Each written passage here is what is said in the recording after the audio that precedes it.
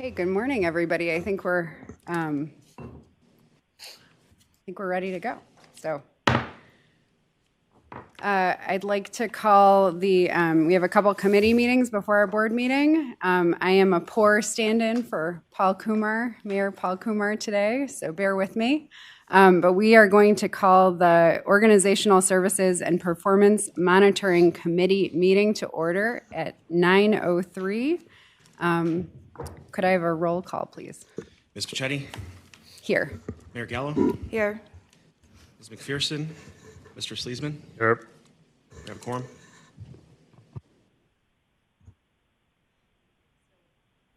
Thank you. We're going to go ahead and we have a couple things on the agenda. The first is the approval of minutes from the November 4th, 2025 meeting. I believe you all have the minutes. I hope you've had a chance to review. Are there any questions or discussions on those minutes from November 4th? Okay, hearing none, do we have a motion to approve those minutes? So moved. Do we have a second? Second. Motion passes. We have to vote. Oh, yes, sorry. All in favor? Aye. Any opposed? Okay, motion passes. So next, I would like to welcome Nick Bigger, the Senior Director of Customer Experience and Performance Management, India Birdsong Terry, our General Manager and CEO, and Aaron Bingaman, TransPro Managing Principal, to the podium for traction results reporting.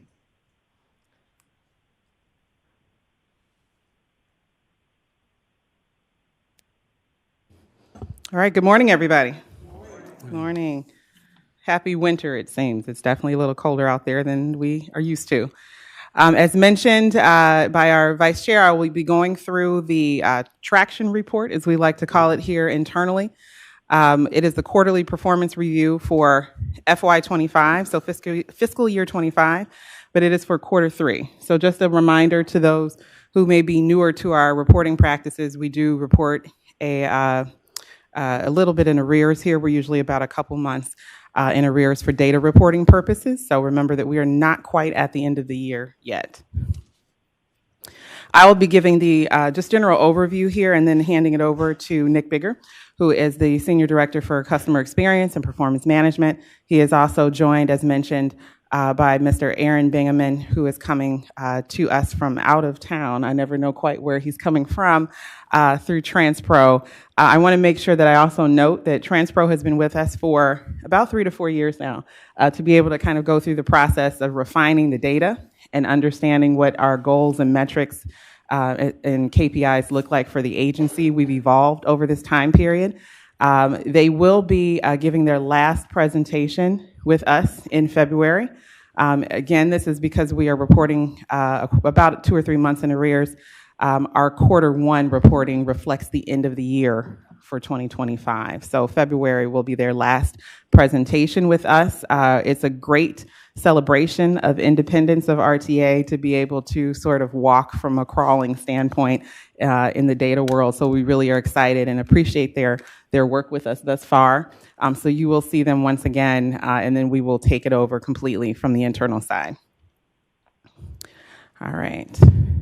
Okay, looking at our organizational scorecard through quarter 3, we're at 89 out of 100 points. So if you think about your schooling, elementary school, so to speak, that leaves us at a B+. That's our overall rating. Again, this is just to familiarize yourselves with our cadence and also with our structure. We have 4 success outcomes, which have remained pretty solid on the left-hand side there. Customer experience, we've poured a lot into customer experience, not only with the advent of the team that's directed by Nick, but also being able to really immerse ourselves as a company into a lot of ride-alongs, a lot of listening sessions or listening posts, I believe as we call them, and then also being able to take the information not from the external customer only, but also from the internal customer and understanding that we have a lot of folks that ride the system that come not only into this building, but throughout our district. So what do they think? Because our internal customer is also our external. The goal points for that kind of reign supreme through service delivery, and we are looking at 40 points. We are at 39.5, so we're getting close to the end of the line there as far as reaching our goals. But again, it is a slippery slope because we have one more quarter to go. And with the winter weather that comes on and all of the inclement weather and reroutes and the holidays, we always have an opportunity there to change. So wanted to bring that to your attention, but we have been pretty steady throughout the year, which is a great indicator of our service delivery. And then also community impact. This is really the perception of the community and how important we are to them, and also how we impact other things as far as being a domino effect sort of initiator within the community. We are looking at 25 for the goal points. We're at 16.5. We got a little bit of work to do, and a lot of this also does round out during the holiday season when we really have a lot of those touch points with the goodwill with the community. But I will say that we're taking a look at this particular item for 2026 with a different lens. Transit-oriented development, for example, is one of our newer kind of mainstays of how we do business. That will be started to really be more robust as far as the definition. We'll go through that more likely at the next conversation that we have with you so that we can roll through the 2026 deliverables and how we've changed and evolved since then. We don't want to just ask people what they think and then go with that. We also want to counterbalance that with some of our newer initiatives, and a lot of that is economic development, and that will live in that community impact area as well. So that definition may alter a little bit in 2026. Employee, employee investment is our next one here. We have 20 goal points, and we're at 19.5. So very similar to the first area of customer experience. We're right there at the tipping point to make sure that we can hit that 20. We are less than half a point away from our goal. This is really a testament to the work that training does, that HR does, that legal does, that everyone really kind of pitches in to think about the employee development, right? So how are we actually pouring back into the internal customer, and do employees feel like their supervisors are invested in their success? That's a harder nut to crack when you get into the layers of management that we have and certifications that are required versus professional development opportunities that may be additional to someone's journey in public transit. That's a value add sort of proposition. So you'll see a lot of that represented in a lot of the slides that I present to you toward the end of the board meeting. What are we doing as far as partnerships? What are we doing as far as accreditations, educational credits, and that kind of thing? A lot of that falls into that bucket. And workforce retention is going to be a big mainstay for 2026 as we really start to talk about and roll into the fourth bucket, which is financial health. Financial health will and always be on our agenda. It is very much in line, almost to the tune of the customer experience. Without the finances in tow, you cannot provide the service as needed. We have 15 points for 2025, which are our goal setting. We're at 13.5, and you see the fluctuation there, and we're getting better as the year progresses. And that is largely in part because some of the detail behind the financial health actually gets into the grants that we are recipients of. A lot of that comes down into timing. A lot of that comes with movement into different areas of the budget. For railcar, for example, making sure that we have supporting finances being earmarked for those big projects to make sure that we hit those milestones. And as the year continues, we usually are able to hit those milestones without issue. You will hear a lot of information today about finances. Finances are becoming more difficult with each passing day to make sure that we hit the metrics that we set out for in years past. So our financial health in 2026, that goal points will go up. That will be something where we're not going to necessarily trade one for the other as far as importance. All four are important, but we have to be able to start to really shift our focus into the areas that continue with sustainability. And for us, financial sustainability is really the key here to make sure that we can continue with the quality of service to our internal and external partners. So financial health, you'll see that we really take a shift in focus for 2026 to make sure that we can also be financially responsible in a way that is a little different from what we've experienced in the last few years. We have to shift our priorities. We have to be able to trim the fat, so to speak, in areas and refocus some of our dollars to make sure that we account through some of the workforce changes that are going on, not only locally, but within the entire nation as it relates to public transit and the dollars that are supported for what we do. So we'll continue to keep you abreast of that, but keep in mind the focus areas for today's conversation will be largely attributed to the customer experience and the financial health later on in the conversation. I'm going to be pretty quick on this one, but this gives you the success definition of one of the major tactics that are attributed to the success outcomes. Excuse me. Internally, we have about 4 or 5 success definitions or tactics that roll into the success outcomes. We pick the most visible for the purposes of this conversation here, but understand as well the Net Promoter Score will likely come out of the 100% equation for 2026. We'll go into more of that detail as we continue through the conversation. But the customer experience and Net Promoter Score, is the one that we are really looking at perception versus reality, and they all intertwine at some point.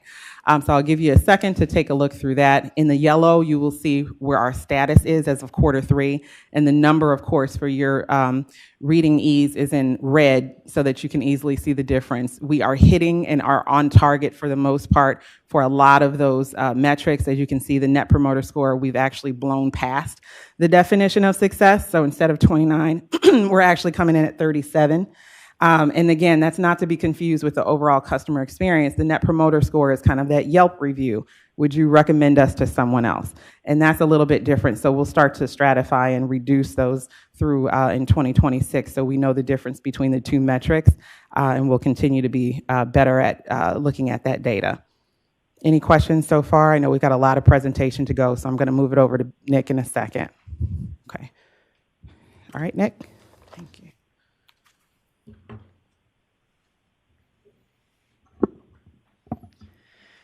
Thank you. Good morning, Chair Pachetti, members of the board. My name is Nick Bigger. I'm the Senior Director of Customer Experience and Performance Management, and I'm going to go through the results for our organizational scorecard. So just as some level setting to begin, as India was just talking about, so RTA utilizes a balanced scorecard approach to gauge our performance. And our balanced scorecard balances 4 main themes. We call these success outcomes. India was just alluding to these. They're the customer experience, community impact, employee investment, and financial health. So I'll go through our results by success outcome, starting with customer experience. The majority of metrics that you see here are derived, the data is derived directly from our quarterly customer experience surveys. So this is something we do randomized onboard intercept surveys on a quarterly basis. We're interacting directly with customers, either riding our vehicles or actively waiting at our stations. And typically, we get roughly 400 survey responses per mode. So 400 for fixed route bus, 400 for bus rapid transit, 400 for rail, 400 for paratransit. So we're looking at 1,600 survey responses per quarter. Going down the list here, so Net Promoter Score, as Indy was just talking about, this is asking our customers how likely are they to recommend riding RTA to a friend or neighbor. You compare those who are promoters, those who are highly likely to recommend, compared to the detractors, those who are not very likely, and that's how you get your Net Promoter Score. So we bested our goal here. You can see the highlighted column under Q3. Those are our results we're looking at compared to the highlighted column to the left is our goal. Overall customer satisfaction, we were ahead of our goal there. Our customers' perception of safety and security, 69% versus a goal of 68%. Our customers' perception of on-time performance, we came in at 69% compared to a goal of 76%. Our actual on-time performance, so this is based on our internal data, we reached our goal at 83% on time. And then lastly, our customers' perception of vehicle cleanliness, we came in at 58% compared to a goal of 59%.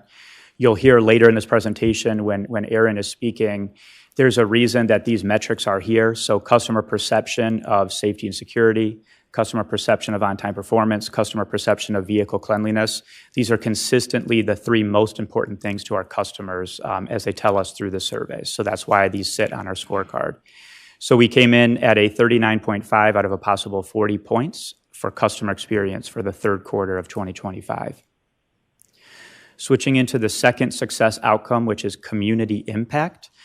We do have one piece of survey data here, that first metric. This is a different survey. This is the community survey that we administer twice a year. So this goes out to the community at large. We just got our second wave of results in, so you can see how the results changed from Q1 and Q2 into Q3. This question that we ask our community members is, to what extent is RTA personally relevant for you? So we have a goal of 62%, and the community members told us through the survey, we get about 600 responses to this survey, so 65% of community members found RTA personally relevant to them. We track our transit-oriented development projects. So this goal, you see a goal of 4. This is the number of projects where we're working with an external partner to do some form of TOD, transit-oriented development, and it's a project that we bring before the board for approval. So we have a goal of 4 of these projects for the year, and thus far we brought 1 to the board for approval. We also look at our private sector investment for major capital projects, so you can see a ratio there. We bested that goal. We're looking at the money that we have, so capital money that comes into the RTA. Where are we investing it? Are we investing it in the neighborhoods that need it most? So we're looking at the percentage of capital dollars invested in low-income communities. And lastly, we track our environmental impact through type 1 and type 2 emissions reductions per passenger miles driven. So you can see we have a goal of an 8% reduction. We had a slight uptick in the third quarter. Again, this is a correlation between our emissions reduction based on passenger miles driven. And so as a whole, for community impact, 16.5 out of a possible 25 points. Employee investment. So here we're tracking vacancy fill rate for what we call our mission critical positions. So vacancy fill rate for operators, mechanics, and transit police. We were at 93% in the third quarter compared to a goal of 95. The very bottom, we also track our vacancy fill rate for non-bargaining positions. So we came in at 96% filled compared to 95%. The second metric here, cultivate internal talent pipeline. So this is looking at the percentage of internal promotions. So we have a goal to track our internal promotions for positions filled. So our goal is 36%. In the third quarter, we came in at 33%. And then we're also tracking our agency-wide retention rate. So a 90% goal, we came in at 96% in the third quarter. So for employee investment for the third quarter of 2025, we achieved 19.5 out of a possible 20 points. And our last success outcome. So we have 3 metrics here for financial health. We're looking at the total dollar amount associated with competitive capital grants that come into the RTA. So we have a goal to achieve $35 million. Thus far, through the third quarter, we have brought in $24.2 million. We also track, second metric here, transfer from revenue stabilization fund. This is a stretch goal for us. So as you all remember, for the budget for 2025, we budgeted to draw down $50.5 million out of our revenue stabilization fund, in layman's terms, RTA's savings account. And so we put a stretch goal on ourselves to try to cap that drawdown at $40 million. So we were trying to seek $10 million worth of savings to limit the hit of drawing down from our revenue stabilization fund. So through the third quarter here, we've drawn down $25 million from our revenue stabilization fund. And then the last one here is looking at the amount of money that we're putting into our railcar reserve fund. So we had a goal of $10 million, and we achieved that this year. So for financial health, through the third quarter of 2025, we achieved 13.5 out of a possible 15 points. And now I'm going to turn it over to Aaron Bingaman from TransPro, who's going to go over our customer and community survey results. Thanks, Nick. Good morning, Madam Chair, trustees. Great to be with you. Aaron Bingaman, Managing Principal, TransPro Consulting. Our team works all over the country with public transportation and public agencies in strategy performance management, and many of us come from a public transportation background ourselves as professionals.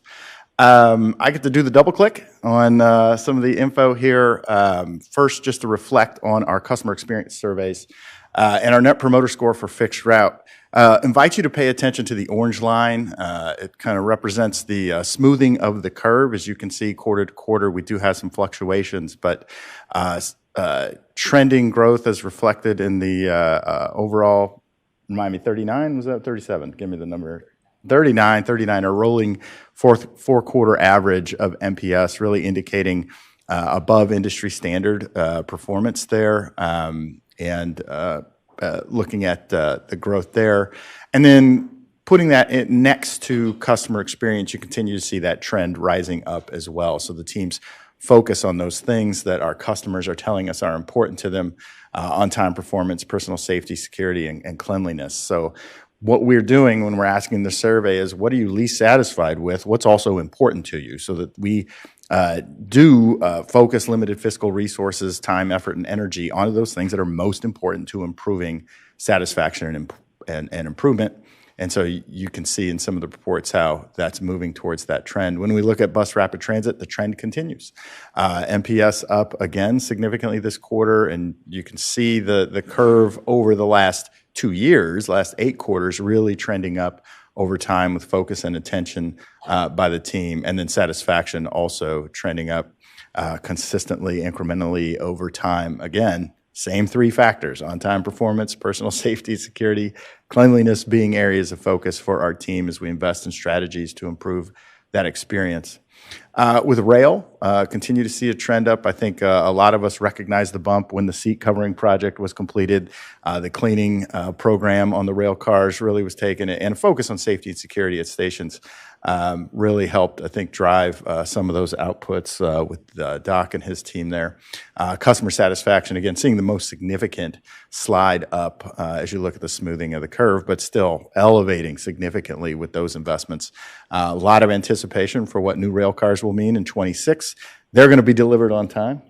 Yeah, see, Doc said so. And we're all going to celebrate that day and continue to see the growth there. Once again, on-time performance, personal safety, security, cleanliness. When we have this much data, we have a reliability and a trust that the things we're focusing on there are on the right things, right? That we continue to hear consistently, these are the things that matter most to our customers. That allows us to take that customer-focused approach to service and service development. Paratransit, a slightly different story, just incredibly high and consistently high. Nationally, paratransit customers do tend to rate this service higher. RTA has always been among the league leaders, if you will, in providing great service experience, and the feedback has been incredibly consistent over the entirety of this program of analysis and performance management. So really high NPS, as well as overall customer satisfaction trending high consistently over and above. So sometimes we have to have strengths to maintain, which can be a job just as hard as improving performance. But guess what? The only slight tweak here in the paratransit story is that our drivers and operators play such a more critical role in the importance of the experience, particularly in that paratransit service. That operator becomes your operator. You build that personal rapport and relationship with them. They get to know you. So courtesy, professionalism in that space, and then on-time performance being really key there for those. Travel time being a challenge in terms of how those trips get configured, but one that I know the team continues to stay focused on. And then overall agency-wide, looking at those last 4 quarters and that rolling average, again, sliding up, the orange line being overall satisfaction, the blue line being the Net Promoter Score. Obviously, you can see how those two are related. Customer satisfaction being consistently smooth and rising up. This is representative of the percent of ridership. So fixed route obviously is the biggest driver for us, with rail being the second largest in terms of what influences the averaging of that. But great trends over time, reflecting the focus on the things that are most important to our customers to be able to influence customer experience. Pause. Everybody good?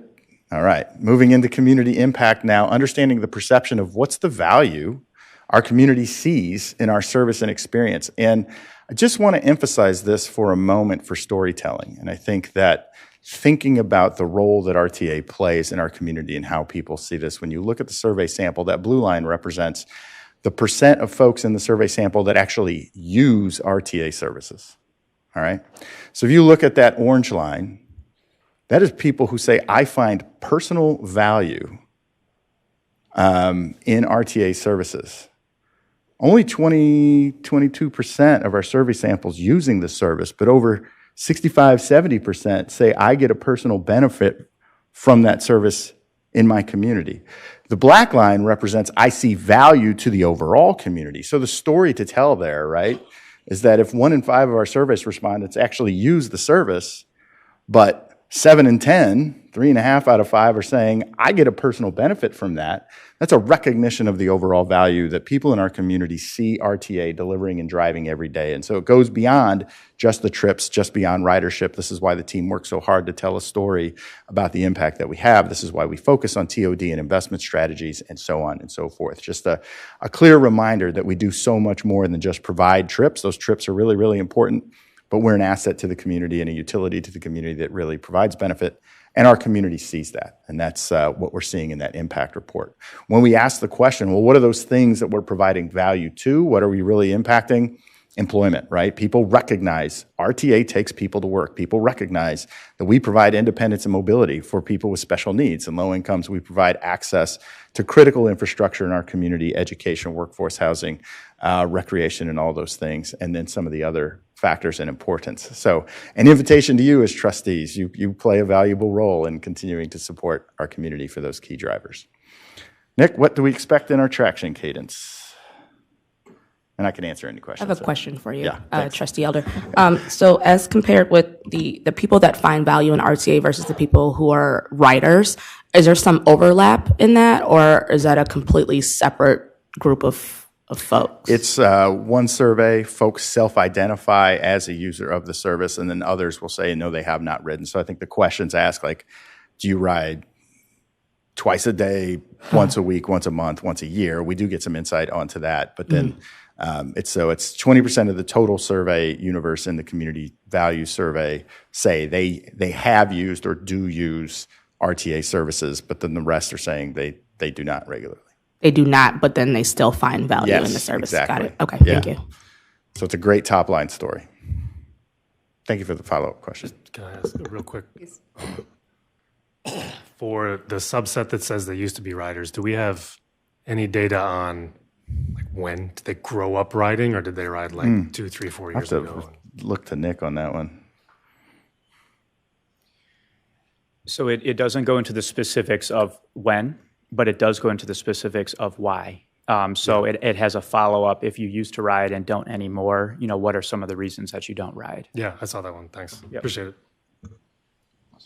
Great questions. Any other questions? No?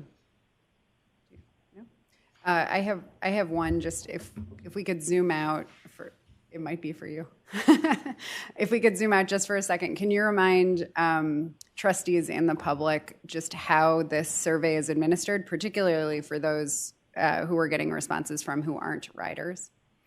So for the community value survey, phone-based and using a sample size of, I got to look to you, I'm sorry. I don't remember the sample size. Yeah. It's a statistically valid sample size with a 600, thank you. Statistically valid sample size using phone-based methodology, same questionnaire each and every time, and then benchmarked against past surveys. Yeah, thanks. Thank you.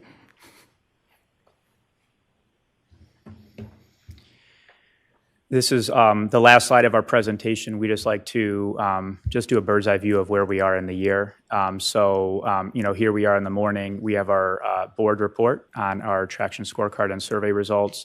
We always couple that with a meeting in the afternoon. So RTA leadership will meet in this room in the afternoon, and we're going to do a deep dive into scorecard results, survey results. And today we're going to be spending a little bit of time looking ahead to 2026. So we've already begun the process of formulating 2026 organizational and divisional scorecards, and we're going to continue that process this afternoon. So just like to do a reminder of where we stand. And at this point, we'd welcome any questions. Any other questions? I had one question on the financial health aspect. Maybe it's two. So our goal was 35 million. You mentioned something about, well, first of all, do we anticipate bringing in any other grants the remainder of the year in Q4? Are we on track to do that, or just what is the status there? And then can you just clarify something you said about the revenue stabilization fund and the transfer of, you had a goal of transferring 10 million, I think. Just clarify Sure. where we are there. Let me. Thanks. Oh, you want to go? Okay, I was going to say, let me address the second one, and then we'll address the first question. So all of these goals here are cumulative in nature. So they're looking at, the entirety of 2025. And so the two goals that you see at the bottom, the transfer from the Revenue Stabilization Fund and then the transfer to the Rolling Stock Reserve Fund. So the one at the bottom there, the $10 million goal, that is us taking money and transferring it into our rail car replacement program. So that is us making sure that we're supporting the purchase of the rail cars and that whole program. And so we had a goal for 2025 to identify $10 million and transfer it into that fund so that we could continue to support that. And we did achieve that goal. The other transfer one, the transfer from the Revenue Stabilization Fund, this one is basically us establishing a stretch goal for ourselves. So for the budget process for 2025, so the year that we're in right now, we budgeted to transfer out of our Revenue Stabilization Fund $50.5 million. So that was to support the balancing of our budget. It's transferring from our savings account to cover our operational expenses for 2025. We put a goal here to try to cap that drawdown at $40 million. So what that means is we budgeted to transfer $50.5 million. We were trying to save $40 million to limit that drawdown. Does that answer your question? To save $10 million, yes. Let me also, and just to piggyback on a couple of things, thank you, Nick. I'm going to actually pivot for a moment and ask Mike Shipper to be able to provide a general update as far as the Q4 update on any timing for additional grants, and then also Raj Gotham to be able to advise on any additional information regarding the 10 versus 12 million for 2025. Sure. Members of the committee, members of the board, on the competitive grants, we probably have 3 grants that have not had decisions made. They total probably another $25 to $30 million of potential awards. There's no guarantee we'll win any of them. And actually, there's no guarantee that those decisions will be made before December 31st. One of them is one that usually gets decided right at the end of the year. So if it doesn't get decided until January and we win, it'll count next year. We'll see. We have the applications out, but we really don't know if we know one's going to be successful. We don't know the amount, and we don't know the timing. So it may stay there, or it may get better. And just for clarification, these grants that you're speaking of would be the gap filler between the 25 million that we are at now and the $40 million goal? That would be the gap between the 35 and the 24. So right now, on the competitive grants, our goal is 35. I see. We've received 24, but these are specifically in the capital program. They're not going to fill the operating budget. Wait, can we go back to the slide that we were on? If you look at, the reason I changed it is if you look at the bottom, the financial health, that's the 24 versus 35. Got it. Okay, Yeah. thank you. No problem. Yeah, and these are grants that are with NOACA, FTA, ODOT, and they're in different decision-making cycles. Yeah, got it. Okay. Raj, and I didn't want to skip over, I can't tell if Carolyn is behind any of those polls. I didn't think so. Carolyn is not Okay, here I didn't think in so. attendance. Raj, And if you can go back to the previous slide. Hey, good morning, trustees. This is Raj Khatam. Going to talk in very simple terms as far as what that transfer from Revenue Stabilization Fund is. as Nick stated earlier, for 2025, our revenues were 50.5 million lower than the expenses, and we needed to withdraw from our savings account 50.5 million to balance the budget.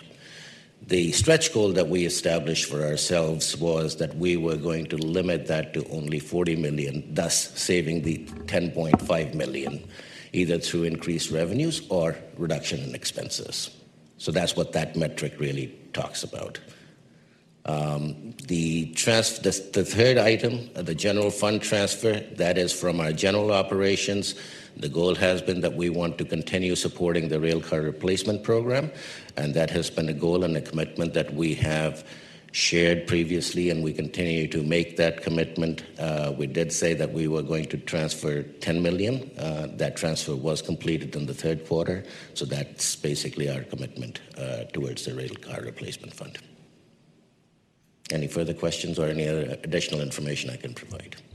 Raj, if you could really quickly, the reserve fund, the transfer of 10 million, and we're getting a little into the next presentation, which is okay. The transfer of 10 million to rolling stock versus the capital improvement fund of 12 million. If you could kind of explain the difference. Or we can wait until the treasury report. It might make a little bit more sense. I think okay. We'll wait. All right. Thank you. That's helpful. Okay. Any other questions? Okay. Great. Thank you very much for that presentation. I think, did you have anything else? No, not at this time. So I think we're going to move right into the quarterly management report.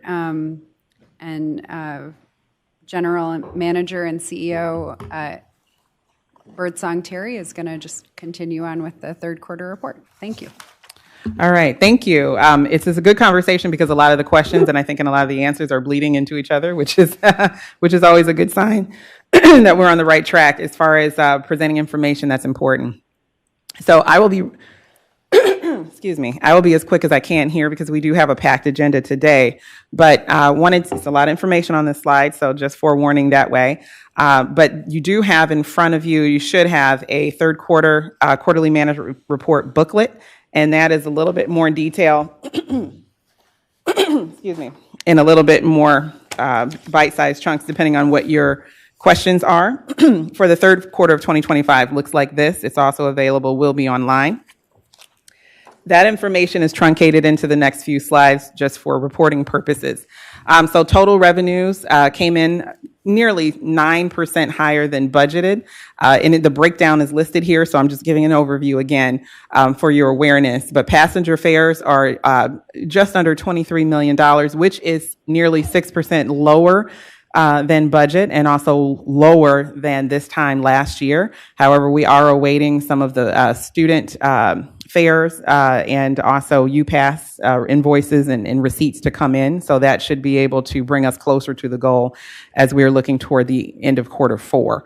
Also, your sales and use tax comes in 2.2% above budget at just over 200 million for 2025 quarter three. And then the reimbursed expenditures at 10.8. And we also talked about refunds inclusive of fuel and preventative maintenance and labor and other miscellaneous receipts. We did talk about the transfer. We also have 25 million that is transferred from the Revenue Stabilization Fund to keep us going here. And then as far as the operating, we're looking nearly 2% higher than budget, coming in around 245 million.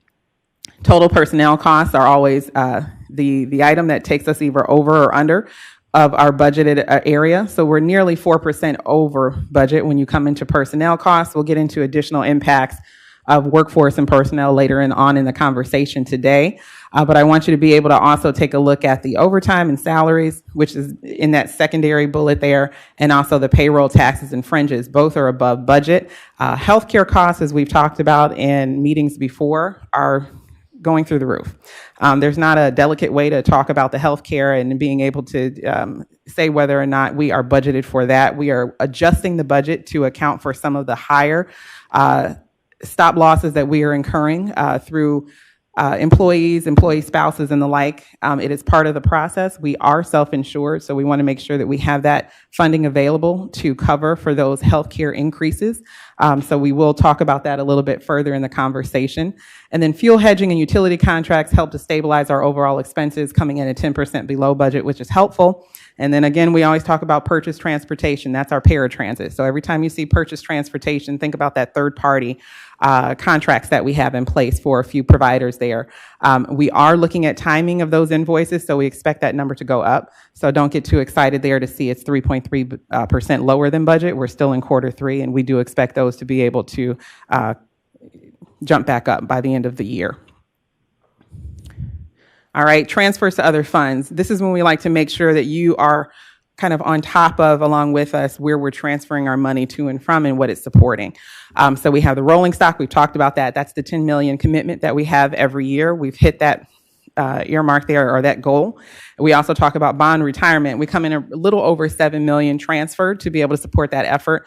And then the capital improvement fund is the 12 million that I was talking about. So this is where, Raj, if you have any commentary on the difference between the two, I was thinking ahead of the slide that we've got. So let me pause for a moment. Okay, now I see which 12 million you were referring to. You were searching. I could see it in your face. Yes, go ahead.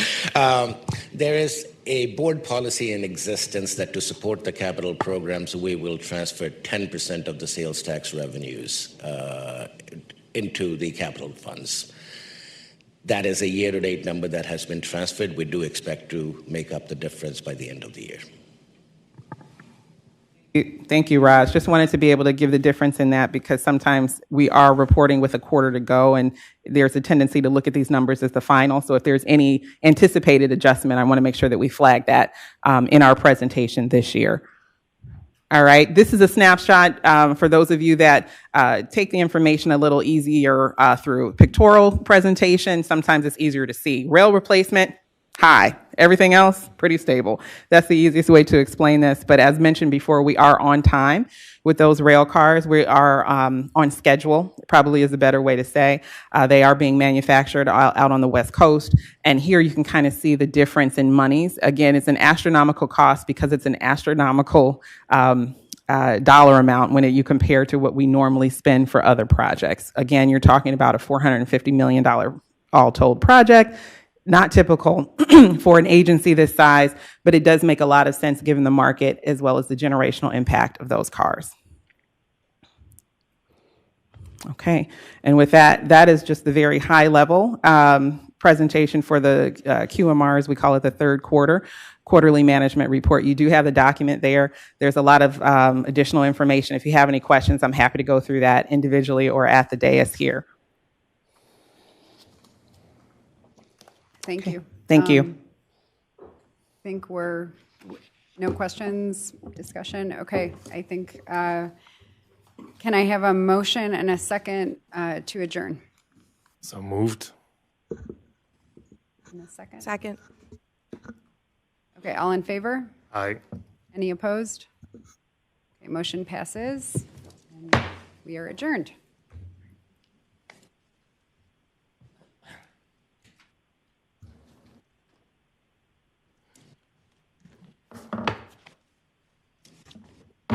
I will call to order the meeting of the Operational Planning and Infrastructure Committee. Can I have a roll call, please? Mr. Sleesman? Here. Ms. Pichetti? Here. Mayor Gallo? Here. Mr. Love? Here. We have a quorum. Thank you. We have the minutes from the November 4th, 2025 meeting. Do I have any questions, concerns, or revisions? Hearing none, I'll move to approve. Do I have a second? Second, Love. All in favor? Aye. Any opposed? Minutes stand approved. We have a few items this morning. The first is a budget presentation, a discussion on the fiscal year 2026 budget.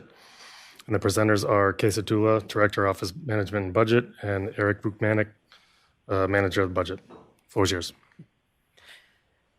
Good morning, Chair Sleesman, members of the committee, and members of the board. My name is Kay Satula. I'm the Director of the Office of Management and Budget. With me today is Eric Bukmanik, Manager of Budgets. We will be presenting the 2026 budget for you, and Eric will resume the presentation.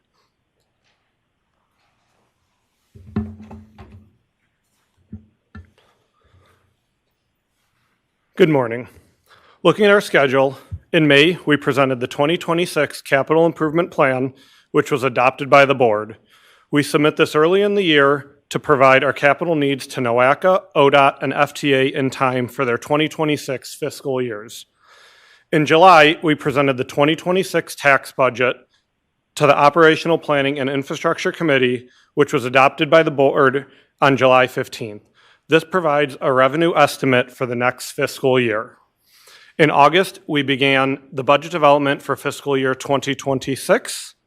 Today, we are presenting the proposed 2026 general fund budget, which includes the operating budget and transfers to other funds. A public hearing will also be held today regarding the proposed budget. A second presentation and public hearing will be held on December 2nd. At that time, we will recommend to the committee present the proposed 2026 budget to the full board for adoption on December 18th. Looking at our economic assumptions we used, the Federal Open Market Committee, FOMC, is projecting core inflation to continue falling in 2026. The FOMC has reduced interest rates from 4.5% in January 2025 to 4% in October. Interest rates are projected to end 2026 at 3.5%. Ridership and passenger fare revenue are projected to maintain at current levels. 2026 service levels are budgeted at 2025 levels, with a planned service reduction beginning in summer 2026. Sales tax is budgeted at 2.2% increase from 2026, and only contractual wage increases are budgeted. Looking at our healthcare costs from 2024 to current 2025, healthcare costs have been a challenge in 2025, which will continue through 2026. This is a month-to-month comparison of the healthcare costs in 2024 and 2025. Earlier this month, we presented an increase in appropriation to the 2025 budget. Through October, healthcare costs were 34% higher in 2025 compared to 2024. If this trend continues in November and December, we are projecting $45.6 million by year end. We are budgeting a 24% increase in healthcare costs in 2026. Looking at our efforts prepared for the 2026 budget, we knew this was going to be a challenging year with the increases in healthcare costs. We budgeted for increases in contractual wages, service contracts, and maintenance contracts that need to be in the 2026 budget. To mitigate these costs, we made cost-cutting efforts with the 2026 budget. These include a reduction of 56 vacant positions, implementing the hiring freeze, reducing overtime, reducing non-personnel budget, eliminating the transfer of the rolling stock reserve fund in $5 million, and we are currently still restructuring business functions, duties, and responsibilities, and we will need to implement the service reduction in summer of 2026. This is a comparison of the 2025 amended budget versus the proposed 2026 budget. As you can see, salaries and overtime and payroll and taxes have increases. When you look at the other categories such as inventory, services, materials, supplies, purchase transportation, and other expenditures, we have reductions, along with the reduction in transfers. This shows a reduction of $800,000 from the amended 2025 budget to the 2026 budget. Looking at our budgeted revenues for 2026, revenues are budgeted at $363.8 million. Our sales and use tax is budgeted at $278.7 million, or 76.6% of our revenues. Passenger fares are at $31.5 million, which is 8.6%. A transfer for $44 million from the Revenue Stabilization Fund will be needed in 2026. Looking at our Revenue Stabilization Fund, $30 million was transferred in 2024, leaving an ending balance of approximately $121 million. $50.5 million is budgeted for 2025, of which $35 million has been transferred so far. The remaining balance of $15.5 million is expected to be transferred by year end. This will leave a remaining balance of approximately $78 million. $44 million is budgeted to be transferred in 2026, leaving a remaining balance of $35 million. If we leave a 15-day balance in the Revenue Stabilization Fund, approximately $15 million, we will only be able to transfer $23.5 million in 2027. Looking at our 2026 budgeted expenditures, expenditures are budgeted at $373.2 million. Salaries and overtime are budgeted at $184.6 million, which is 49.5%. Payroll and taxes and fringes are budgeted at $86.6 million, which is 23.2%. Transfers to other funds is $30.7 million, which is 9.2%. These are specific set-asides for the expenses and to maintain the ending balance of these funds. Looking at the 2026 budgeted positions by division, the proposed 2026 budget has 2,367 full-time equivalent positions budgeted. This is a reduction of 56 positions from the 2025 budget. We will continue to monitor positions, functions, duties, and responsibilities in 2026.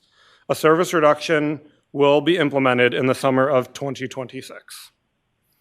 So again, continue on the budgeted positions comparison. You see the 2025 budgeted positions versus the 2026 budgeted positions.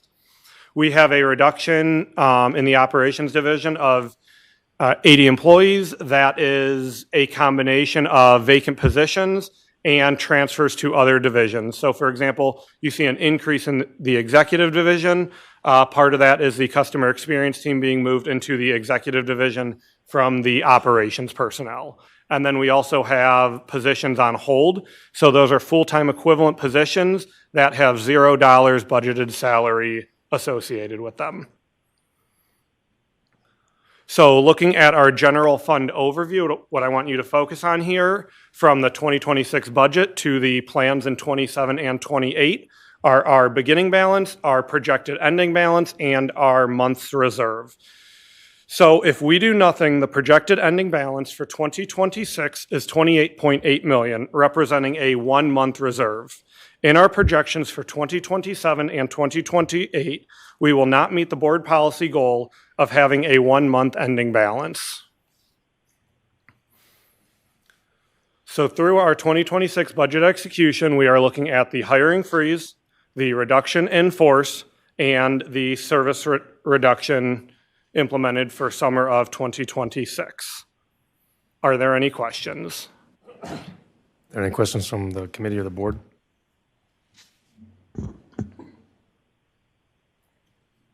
Yeah, Trustee Love. Yeah, thank you for the overview. Obviously, we had a little bit of discussion relative to medical and fringe at our last committee meeting.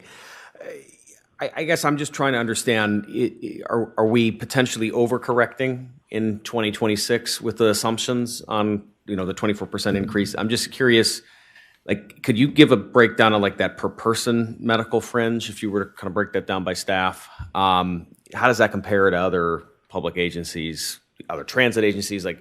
Where are we relative to the field? I just, I understand the need for the increase, but it feels like, we underestimated. Now are we overcorrecting in the coming year from the assumptions? But thank you for that question. So if you remember the presentation from November 2nd, Kelsey was here from Oswald. She did state that Oswald is seeing an increase in healthcare costs throughout the nation. So this is not just RTA experiencing this. This is throughout the nation. So what we did is based on what we saw through October, that 34% increase, we estimated that through December. So if that trend continued, we would need an additional $9 million. So that is what the additional appropriation is for in 2025. Kelsey also stated that they're experiencing or seeing a 24% increase in 2026, and that is what we budgeted for 2026. As a follow-up to that, and this kind of stems off of that same presentation as well, are the numbers that that were presented today also not taking into consideration the more creative ways that we're considering or possibly looking at in order to bring our costs down? So what we did is if we do nothing, so we will, there you go. If we do nothing this year, if we do not implement the reduction of service, if we do not implement reduction of force, if we do not do a hiring freeze, these things, this is where we will be. So we will have a 1-month ending balance for 2026, but that will not be maintained for 27 and 28. So we are trying to mitigate these increase of costs with healthcare that we're seeing, mitigating that with everything else. So we've been able to reduce our budget so that it is similar to 2025. And even with, and correct me if I'm Or wrong. I'm sorry, 2020. Yeah, 26 with 25. No, I got you. And you know, but with the hiring freezes, with the reduction in force, that obviously, you know, impacts our budget and decreasing our overall expenditures. But then I guess, you know, is that enough, right, going forward? Because we're now looking into 26 and we're projecting of 27. So, Right. I mean, I guess even with those reductions, there's still areas of opportunity where we can get more creative to still continue to bring our costs down, understanding that we have projected what 26 and 27 are going to look like. Kay, if I may just step in.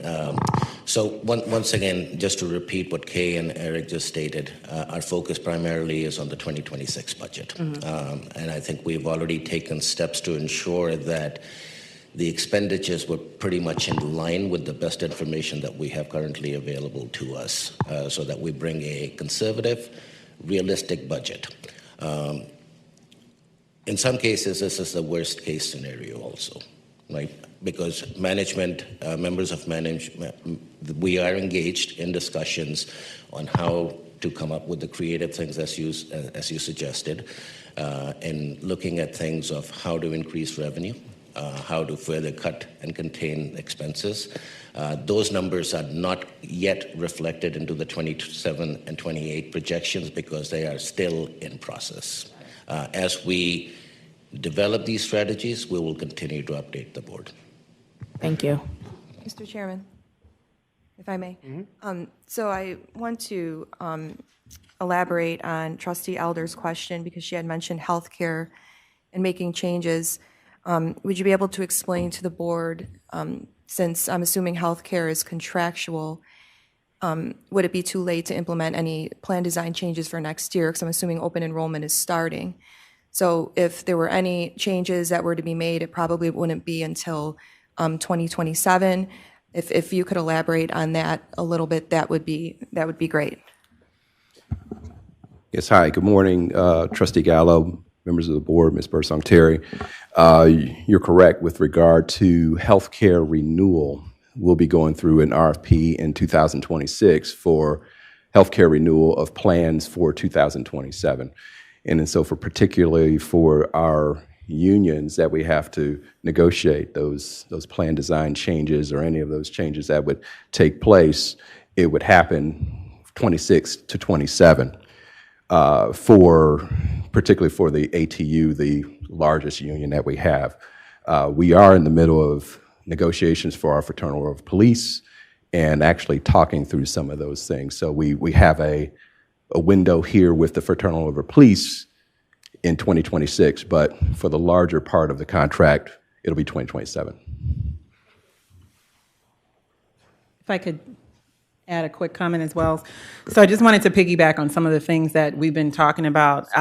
There are a lot of details that are going on behind the scenes for sure. I want to make sure that the board, excuse me, and the listening public is rest assured that we are attempting every angle possible to make sure that we do not end up in service cut territory prematurely. and also a reduction in force prematurely. Those are the two items that I think hit hard and quick the fastest. We also want to make sure, and I've been telling our internal staff, and I mean it when I say it, is that we've got to make sure that we protect the people that we have currently employed. I cannot worry about those that we have not employed yet. And so when I say that, that's where you have the hiring freeze that comes into play, kind of taking around the fringes and kind of cutting from the outside in to make sure that we are not spending money in ways that we can't sustain over time. So I will say that the finance department is very much attuned to the idea that we don't want to be in fiscal cliff territory as a lot of our counterparts within the country, and we want to continue to grow. We have a lot of projects that are also on the docket that signal to expansion. We've got the rail car, we've got a lot of TOD initiatives, we have a lot of capital projects that we want to make sure we can maintain. Creating a customer experience division in light of this signals that we find that our customers are important, but we also have to make sure that we can do it sensibly. So it will be a little painful to be able to look at what we really need and what we really can either stay or either reduce over the next couple of years to be able to get to that point so we can continue to actualize those plans that we had 5-10 years ago. I will say that this is going to be an important part, excuse me, to our strategic plan that we've got coming up as well. We're at the midpoint for that. That was a plan that went from 2020 to 2030. A lot of that was created during COVID as well. So this is an opportunity to take a look at not only service, but also our workforce to make sure that we have the right people in the right places. Our intent is to not reduce where we don't have to, for sure. But we have charged every deputy and leadership team person, as well as myself, to look internally at their own departments and be able to truncate. So we will continue to update as they are available, but we want to make sure also that we're delicate because we are in the middle of negotiations with major unions, which do impact a majority of our team. And goes one, so goes all, is the idea that we want to also try to maintain as much as possible, understanding that we have 3 different buckets of employees within contractual limitation. But I just wanted to mention that to make sure that we also did advise of what's kind of happening behind the scenes. I know there's a lot of conversation about what are we doing, and that's it in a nutshell. Are there any other questions? Thank you. Can we go back just to the slide that showed the number of employees, the 80? Yeah, that.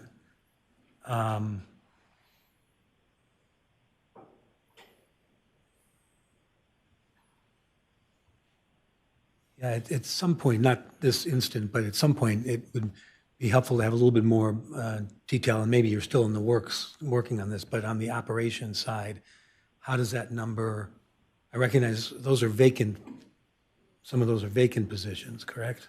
These are all entirely vacant positions. All entirely, okay. So just where they fit today, where there are vacancies in existing operations, may or may not be where you would like them to be, and so at some point it'd be helpful just to understand. And we can certainly provide that information, but attempts in moving some of these positions into the pool that Eric and Kay talked about, et cetera, we were aware that there are operational needs that we still do want to make sure that we keep. So whether they're operational, whether they're mechanics, whether they're operators, et cetera, that is an ongoing need. Any needs about safety and reliability of the system. So we were very, very mindful of that, and all members of the team have been working together and making sure that we are not just randomly moving positions as if we're not going to fill them. So there has been some thought process behind it. So, yeah, just as a follow-up to my initial question, if it's possible before the December committee review or follow-up of the budget presentation, if it would be possible to just show the per person medical fringe cost, and then if possible, perhaps some comparisons, just to look at some of our other county or other public agencies. I know it's not apples to apples always, but maybe just to get some idea at least where they're at. Thank you. Yes. Could you go back to the slide on the savings efforts and dollar amounts? That. Do we have an estimate on how much is going to be needed to save out of service reductions? Or an idea? So if do you want to go ahead or do? No, Okay. go ahead and I'll chime in if necessary. Okay, so we do have a presentation that's following this one to talk about service. So I would suggest that perhaps we hold that conversation until we have that presentation. We might be able to answer some of the questions through that. But I also would say that at this time, and I'm looking at Raj when I say this and Doc to make sure that I'm not speaking out of turn here, but my charge to the team is to know what number we would like to be able to reduce by, not the service that we can reduce by, and then work to that. It is my personal irritation with our transit industry that we come back multiple times if unnecessary with service reductions. We want to make sure that we're able to kind of cut, as I was mentioning, around the fringes and make sure that we do everything that we can before we attack the service, because that is the bread and butter of what we do. So at this time, the quick answer is no, we don't have the amount that would substantiate the cuts, because we want to make sure we have the right level of service reduction so we're not adversely impacting our customers and then having to come back multiple times. We have looked at different scenarios to be able to look through that. But quite frankly, I'm not convinced yet that they actually solve the problem. And so we could easily give a scenario where we kind of cut around the fringes. However, we're still going to have to come back in 2026 with another version of it. But we are looking at different scenarios that will get us to a level of impact where it's not hopefully as painful to the customer, but it also addresses the financial gap. So my understanding is that we would come back later in 2026 with that adjustment. We also have to incorporate how long it takes us to be able to schedule it. And typically, in Joel, I'm looking at you, that's usually a 3 to 6 month time frame, if I'm not mistaken, to make sure that we do all of the dotting of the I's and crossing of the T's and notifications to our customers in time. So for example, if we were to look at a fall service cut, for example, we'd have to start messaging that before summer, well in advance, to make sure that folks can adjust their personal lives and work schedules and childcare and the like to make sure. So we're taking that approach. I know that's not the perfect answer, but we are looking at different scenarios and seeing how much those scenarios get us financially, and then marrying that up with budget's expectations as far as filling the gap. But we're trying to make sure that we can do it all at the same time. Thanks. The impetus for my question is we do still have a savings account, and I think of service cuts as the last thing that has to go even before a savings account. But again, I also do recognize that if transferring from the savings account doesn't solve the problem, we need to have some more serious conversations about that. But if there are fringe cuts on service versus keeping a savings account of a certain amount, I, at least for one, would say spend the savings account. That's what it's there for, before we do service cuts if unnecessary. But if it's a bigger problem, it's a bigger problem. That said, my only other comment here is that we need to have a conversation about the long term and whether or not the revenue levels are what they need to be to cover this, and what this looks like. We have not had that conversation, at least on the board level. But this was coming a couple of years from now, if not now. And now, because of the healthcare cost problem, we're up to next summer instead of 2028 or whatever the year was. So we can cut as much as we want, but if revenues aren't going to keep up, it's not going to matter. So we have to have some serious conversations around that. I don't know the answer today, though, so we can move on from here if there are no other questions. All right. We do have a public hearing on this, so we will suspend the committee for that. I will move to suspend, or is there a second? Second, Love. All those in favor? Aye. Any opposed? Committee is now in suspension, and we'll move into the public hearing. This is the first of two official public hearings on the proposed 2026 budgets for the Greater Cleveland Regional Transit Authority. The 2026 budgets are available for inspection in the Office of Management and Budget and on the authority's website and social media pages. Public notice of this hearing has been given by publication in the Cleveland Plain Dealer on October 26th and October 31st, 2025, and the Cleveland Call and Post on October 29th and November 1st, 2025, as well as by posting a notice in the first floor lobby of the authority's main office building and on the authority's website and social media pages. The proposed 2026 budgets were presented to the Operational Planning and Infrastructure Committee of the RTA Board of Trustees on November 18, 2025. A second presentation will be made to the Operational Planning and Infrastructure Committee on December 2, 2025. The proposed general fund budget estimates revenues at $363.8 million. The two largest sources of revenue are sales and use tax, budgeted at $278.7 million, and passenger fares at $31.5 million. Total operating expenditures are budgeted at $342.5 million. Healthcare costs increased by 30% in 2025 budget and are projected to increase by another 26% in 2026. Through continued efforts to reduce expenses in 2025 and the budget for 2026, 56 vacant positions have been removed from the 2026 budget for a total of 2,397 positions. Budgeted overtime and other non-personnel items have been reduced and a hiring freeze is in place.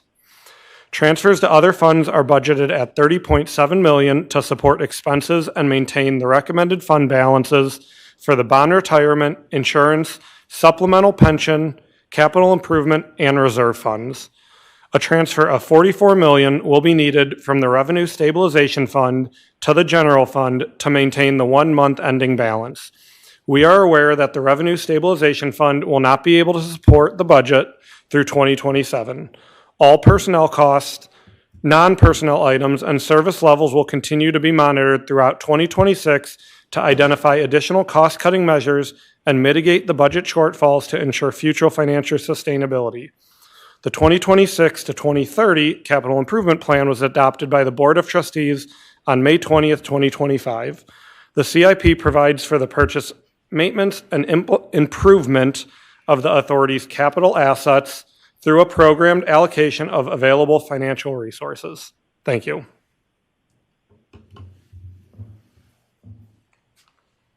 Thank you for reading the statement. We'll move into public comments. Are there any in person? You could approach the mic with your name and city of residence.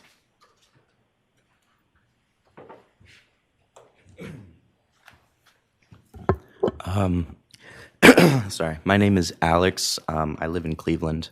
I'm a nurse and I'm a frequent transit user.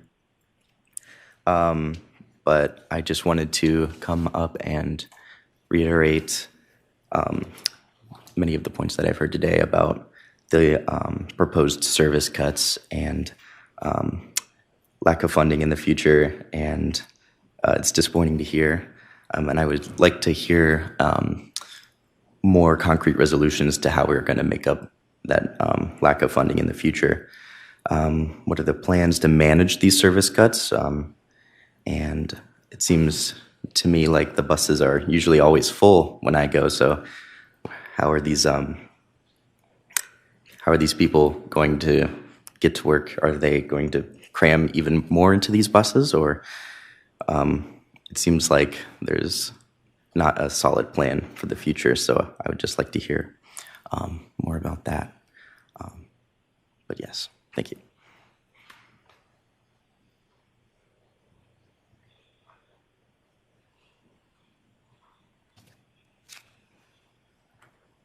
Thank you for that. Are there any more in-person questions? Do we have any phone? No. No? How about emails, web form? Anything? We have 3 callers. Oh, we have 3 callers, okay. Caller 8363. Hi, good morning. My name is Mia. Go ahead.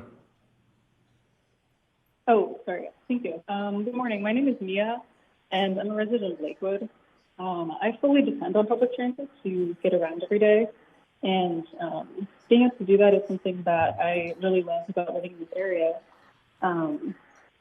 However, I wanted to comment today because I've become increasingly concerned as of late about the financial state of RTA and the issues that they're facing. and I have a few questions about how RTA plans to deal with this. So my first question is, so because the Revenue Stabilization Fund is set to run out in 2028, which the authority heavily relies on currently to maintain its service levels, I wanted to first ask, what plans does RTA have to secure sufficient funding for the future to avoid service cuts and fare hikes? And additionally, as stated, I'm aware that the majority of funding currently comes from the 1% sales and use tax. And so my second question is, could somebody clarify what taxing authority RTA has over this and whether it has plans to or is open to trying to increase this tax at any point? Because I am also aware that it has not increased since 1975. And thirdly, as said during this meeting, I know that there are current plans to reduce service this upcoming summer in 2026. And I was curious about what RTA's plan is to avoid further service cuts in the future, as well as the coming years specifically. And as stated, I am dependent on public transit, and as others have said, the majority of the time, when riding a bus or a train is typically pretty packed as is. So I'm a little concerned about what service cuts will do in terms of making this problem worse. But thank you very much, and I really appreciate you taking the time to hear out my comments today. Thank you very much for the comments and questions. Does management want to respond to any of those now, or? We'll take those under advisory and keep a running tally. And I also would ensure that we've got all of the information. Some of it was a little muffled. Got it. Next call. Caller 0387, you can go ahead. So these are 6 things that are addressing 5 people: Nick Bigger, Aaron Bingham, Raj in Treasury, and India Terry. First to Nick Bigger. Nick Bigger, this is Eric Stewart. How do you determine what's considered a low-income neighborhood or area where you give service? Because you have never stated that.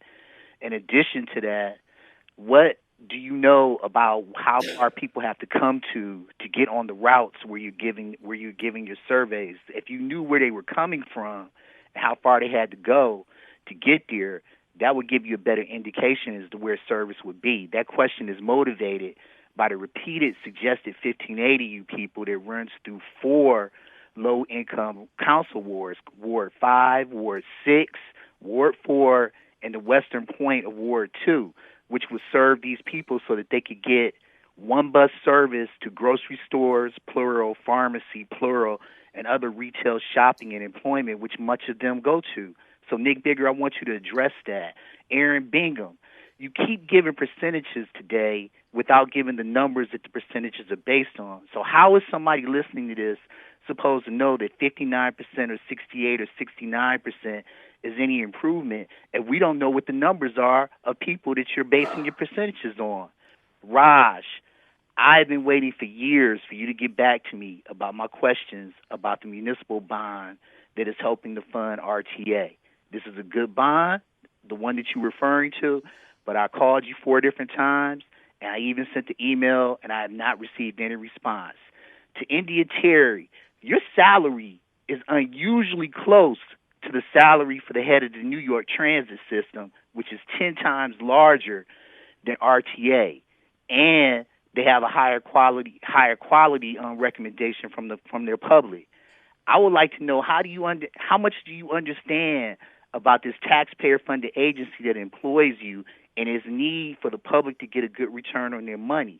You could reduce your salary by $100,000, and then they could pay more employees for things that people need: drivers, people to clean the shelters, and things such as that.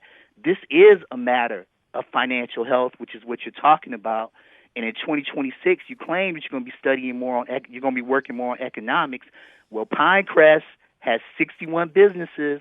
Mr. Stewart, it's been a couple minutes already, and this public hearing is about the budget for next year, so we're going to stop it there, but I appreciate you getting in touch as always. Do we have any more callers? Our last caller, 2137, you can go ahead. Hi, Chris Martin, City of Cleveland. I want to give the board a really quick cursory history of RTA's financial woes. Was it around, and Secretary Treasurer Guadam, please correct me if I get any of this wrong, but around 2017, the state of Ohio got rid of a huge chunk of revenue for RTA to the Medicare covered organizations tax. And around that time, Cleveland Municipal Public Transit started telling the board, hey, you need to fix this. And in 2018, then Mayor, then board member Mayor Trevor Elkins made a motion at one of your meetings to put a sales tax levy on the ballot.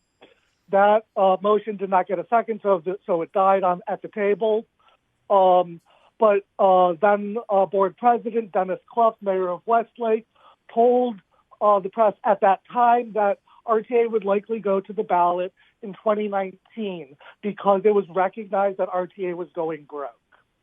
Of course, that did not happen in 2019, and in 2020, the pandemic hit, and the CARES Act was passed, and ARPA was passed, and RTA received hundreds of millions of dollars to put into that revenue stabilization fund, your savings account, your rainy day fund. Now you are spending that down.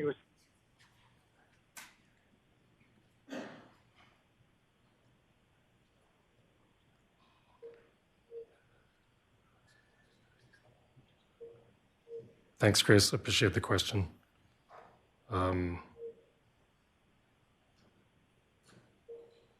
There were no other callers in queue. Thank you for that.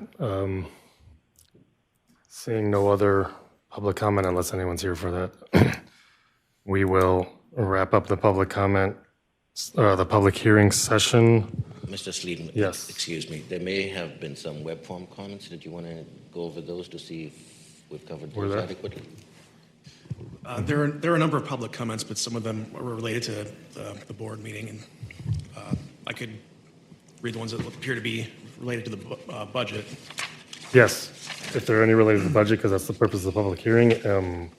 If there's any duplications of anyone that called, we can skip those. But if there's anything new, yes, please. There's one web form comment from Adam Rossi of Cleveland Heights. He writes, as a transit writer, I am deeply disturbed by the funding cuts for public transit and the pending funding cuts looming in the not-too-distant future. The federal and state government have shown that they are diligent in their attack on public just about anything, public transit included.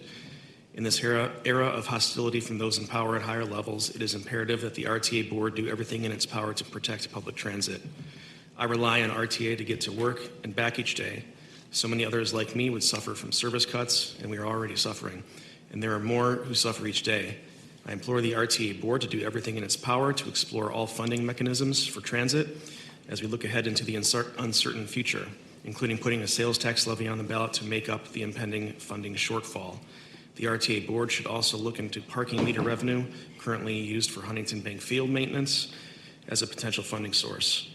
When it comes to potential funding sources, anything should be on the table because any cuts in service make it harder for folks like me to get to work, to get to the dentist, to have fun, to be somewhere on time.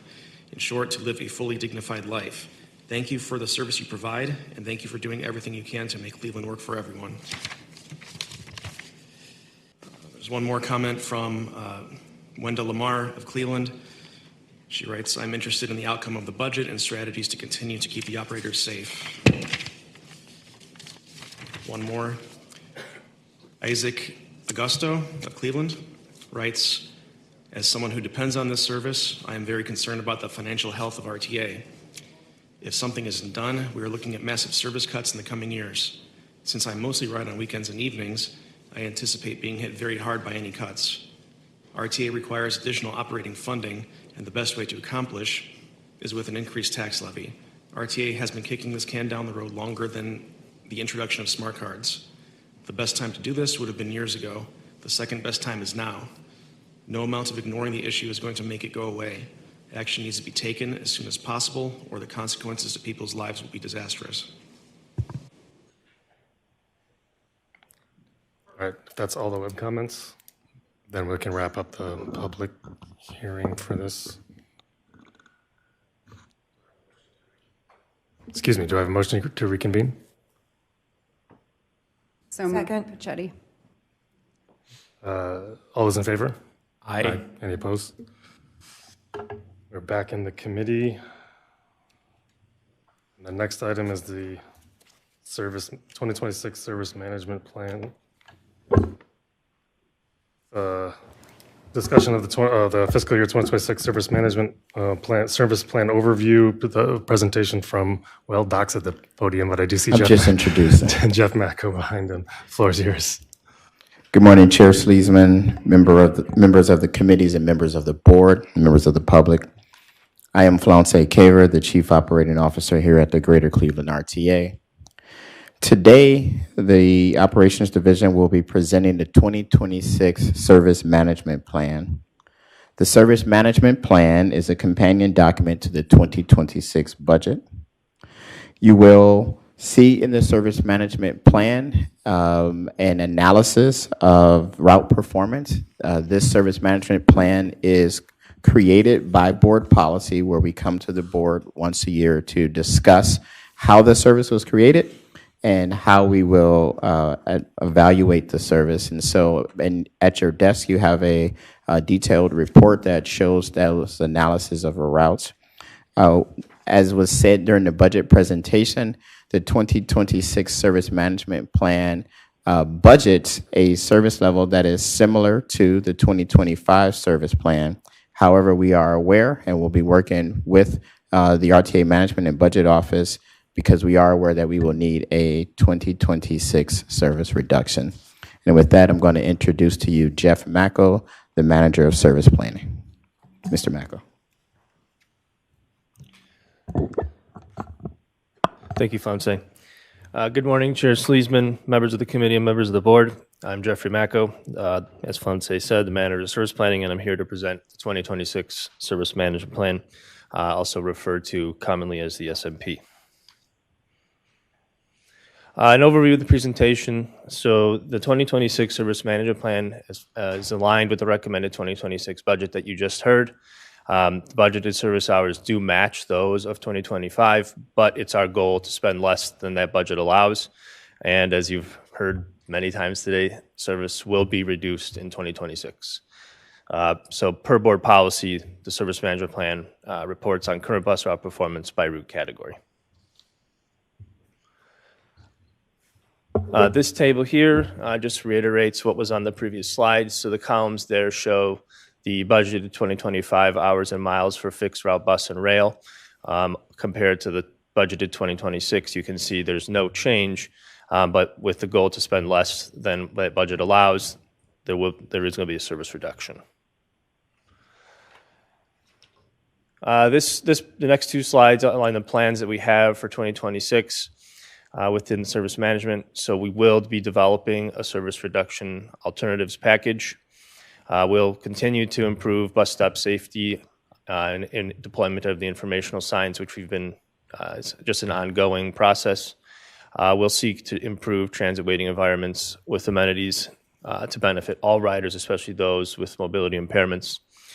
Per our updated shelter policy that the board approved a few years back, we'll continue to seek bus shelters at stops that warrant the shelters through our policy. And additionally, we'll also try to work with community partners to install shelters at places that may not warrant them, but are desired by community partners. That program also is referred to as the CPIP. Continued for service plans for the next year, we'll continue to monitor the system performance. We'll respond to any building or road or bridge construction projects that need some sort of service adjustment.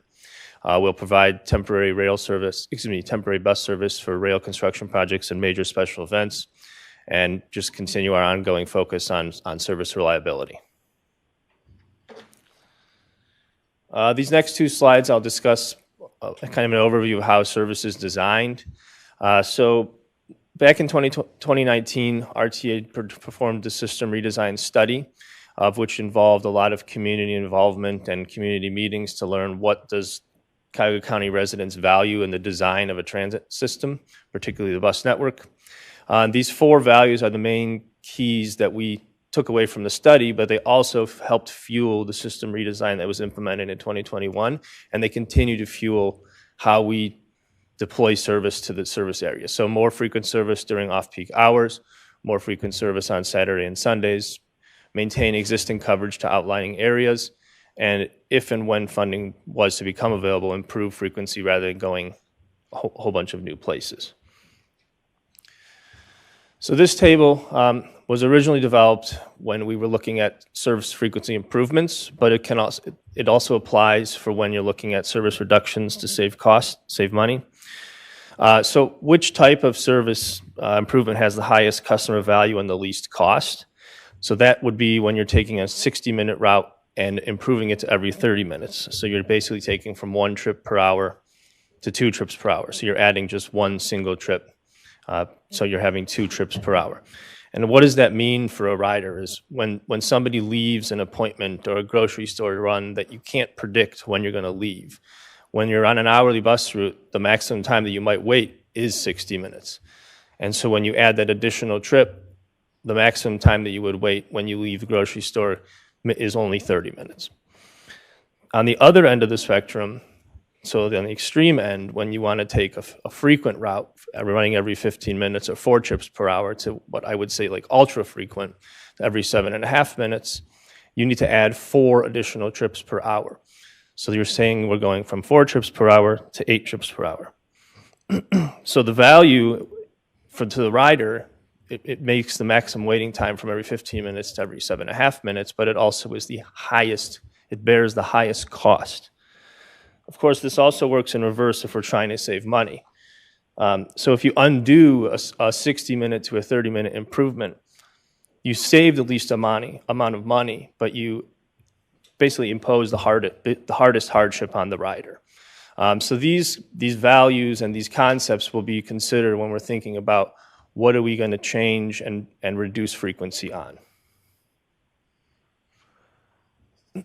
The next couple of slides, as we're required per the board, will discuss the route performance that we do to evaluate 4 route categories that we have. So they're listed on the screen here. So there's radio routes. These are local routes that operate to and from downtown. The next category is cross-town feeder. And so these routes do not travel downtown, but typically connect with radio bus routes or rail.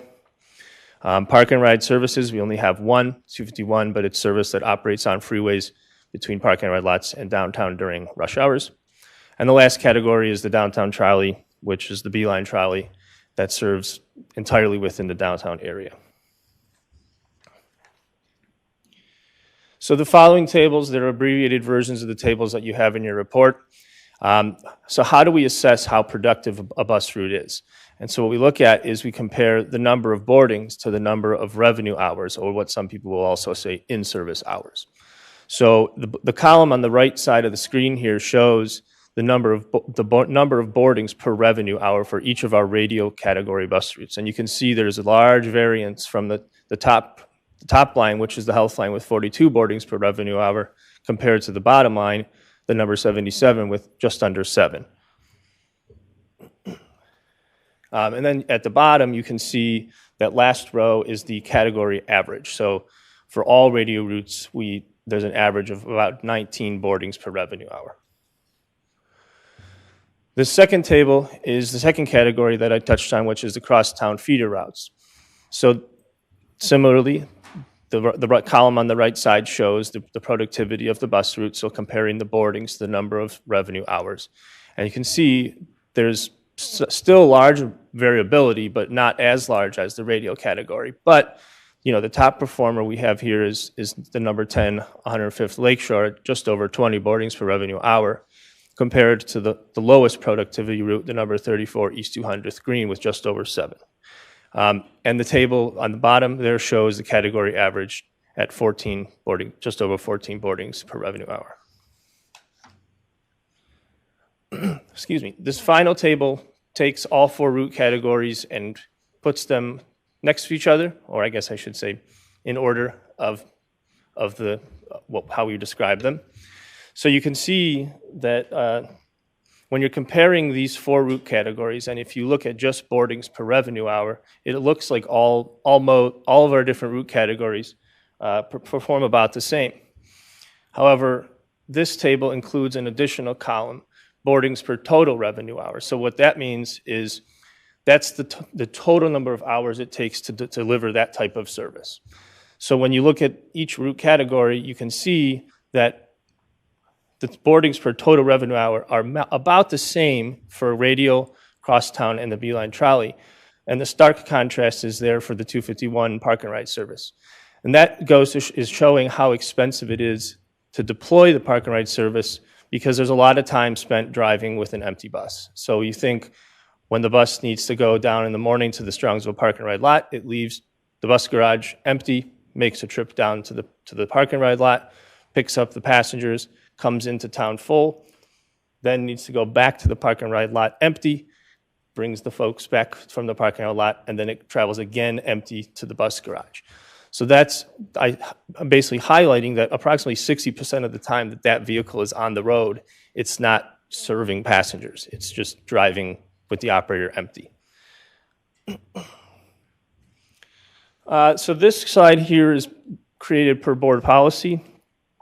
Staff is required to identify bus routes in the route category that fall below the bottom quartile of the respective route category. So on this slide, this is very similar information that was on the tables that you saw before, but as I mentioned, in the radial category, the number 77 Brecksville is the lowest productive route in that route category. And in the crosstown category, the 34, East 200th Green, is the lowest productive route in that category. But one has to think those are the only bus routes that serve that particular road. So somebody may think, oh, it's the lowest productivity bus route, just get rid of it. But when you're thinking about modifying service and having to make service reductions, you can't just, because in the values that we learned from the system redesign, they didn't want us to lose access to outlying areas.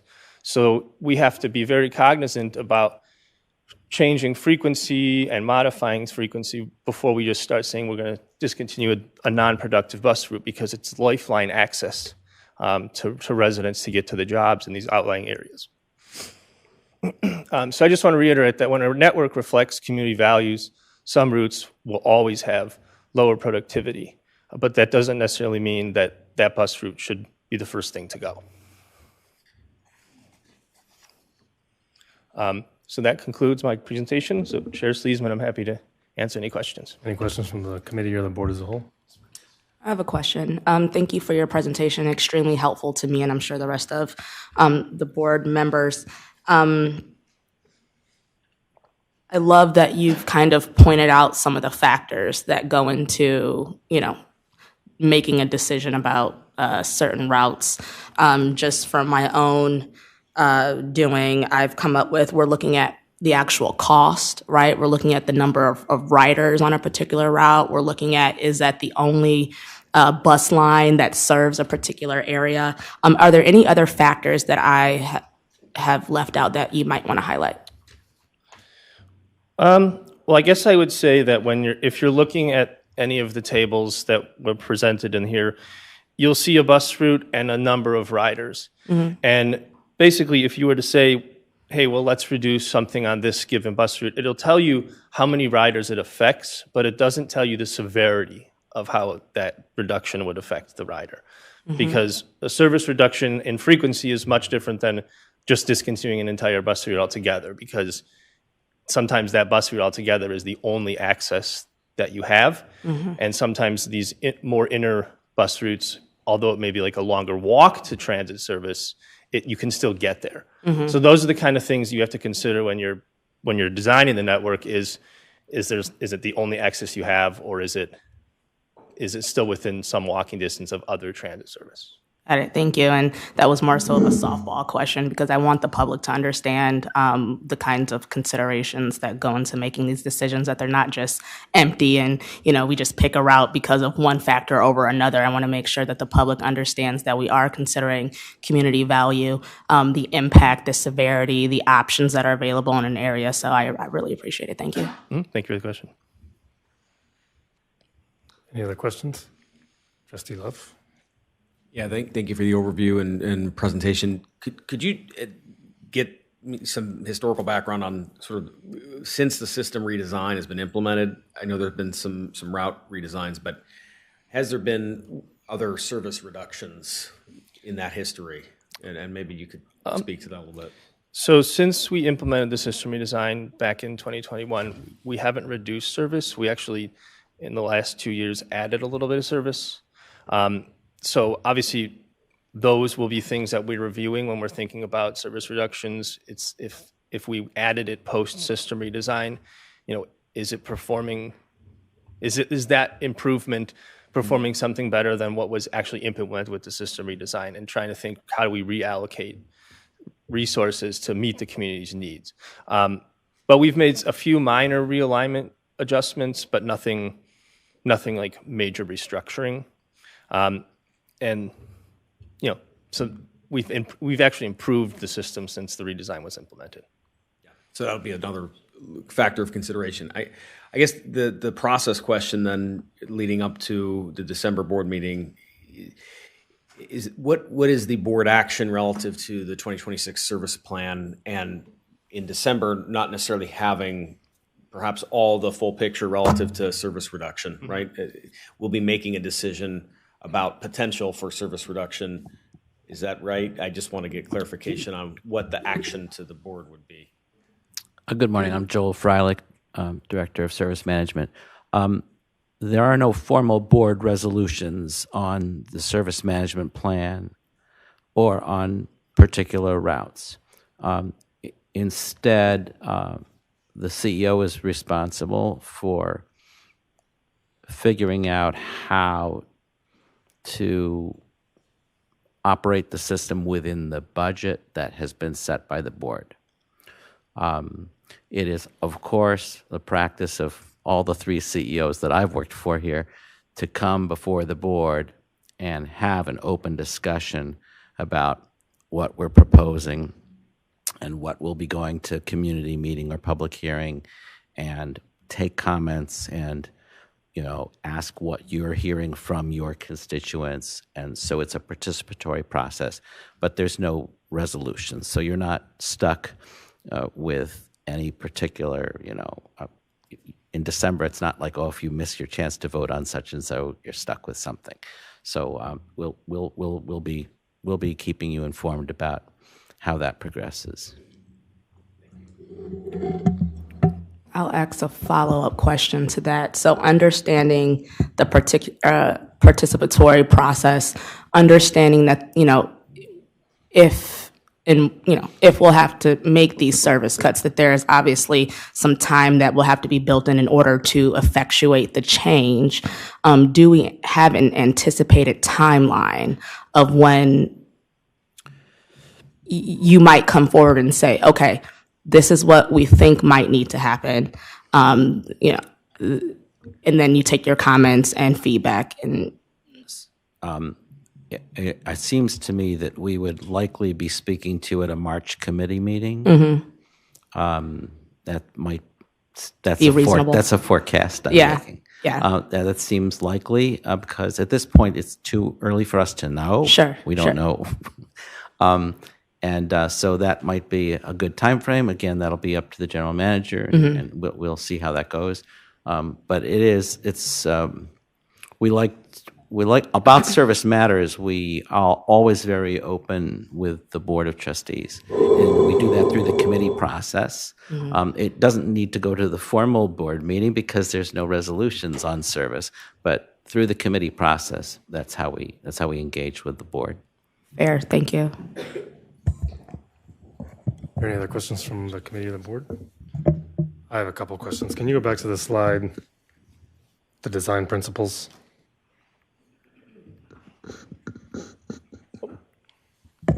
This one? Yeah, but this one? Yeah, that one. Does this take into account? If I may interject for just a moment, I'm sorry. We are in dire need to suspend for a moment. I respect the robust conversation that's going on, and I know that there's a lot of questions on both sides of the table. I think we continue that. But if I can request that we suspend this committee for a moment, we're going to be in danger of losing quorum in about another 15 minutes. So I would like to be able, if that's okay with you, Trustee Sleesman, to just suspend this, and then if we can actually switch over into the board agenda for a moment to get through the resolutions and public comment, then we can come back to that committee so we can continue with the conversation and not lose. If this was the last item, I think. So we've got another item for internal audit. No, but if this was That's committee of the whole. Yes, this is the last committee, but my fear is that if we continue with the we can wrap it up. questions, we may. Unless does anyone have any questions? Because I only had. Okay. I think the thing this doesn't take into account is the possible ridership. The changes here, the costs to it can be mitigated by extra riders. I'll go back to my old bugaboo of the health line between 2017 and 2019. The service changed dramatically in that it slowed down. The operating costs did not change. Their fare revenues went down by $1 million and the ridership went down by over $1 million. So there are other things to this. And so as we're talking about reductions in service and we're talking about budgets blowing up, what I would also like to see in this is more efficient service, whether that's really pushing schedules, whether that's consolidating stops. Just this morning, I was stopped at a green light because we were in danger of going ahead of schedule. Maybe we can push some of those, even if it might add to a reduction in performance on schedule, on-time performance. But getting that service at a better dollar value would go a long way, especially as we're looking at service cuts. So I would like to take that into account as we look at this next year, not only cuts, but also how we can get more for less. And that doesn't need to be a question, and I will happily take a response to it after this because we are on time constraints. Thank you for the comment. So that was our last item. So unless we have anything else from this committee, I will move to adjourn. Do I have a second? Second. All those in favor? Aye. Any opposed? Nay. We stand adjourned at 10:50.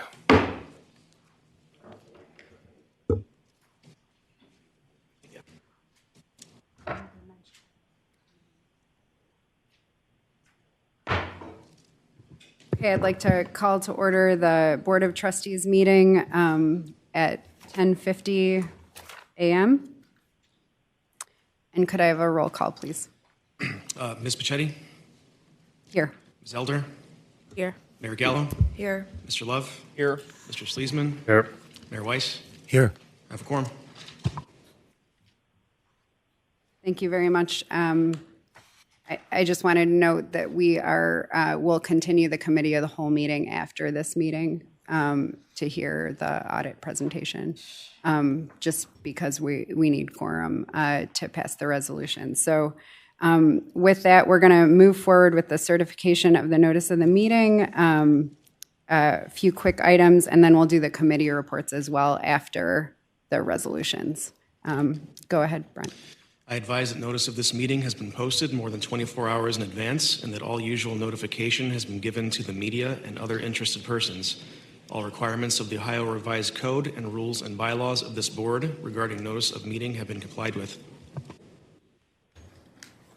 Thank you. We'll move forward with the minutes from the October 21st, 2025 board meeting, which you all should have.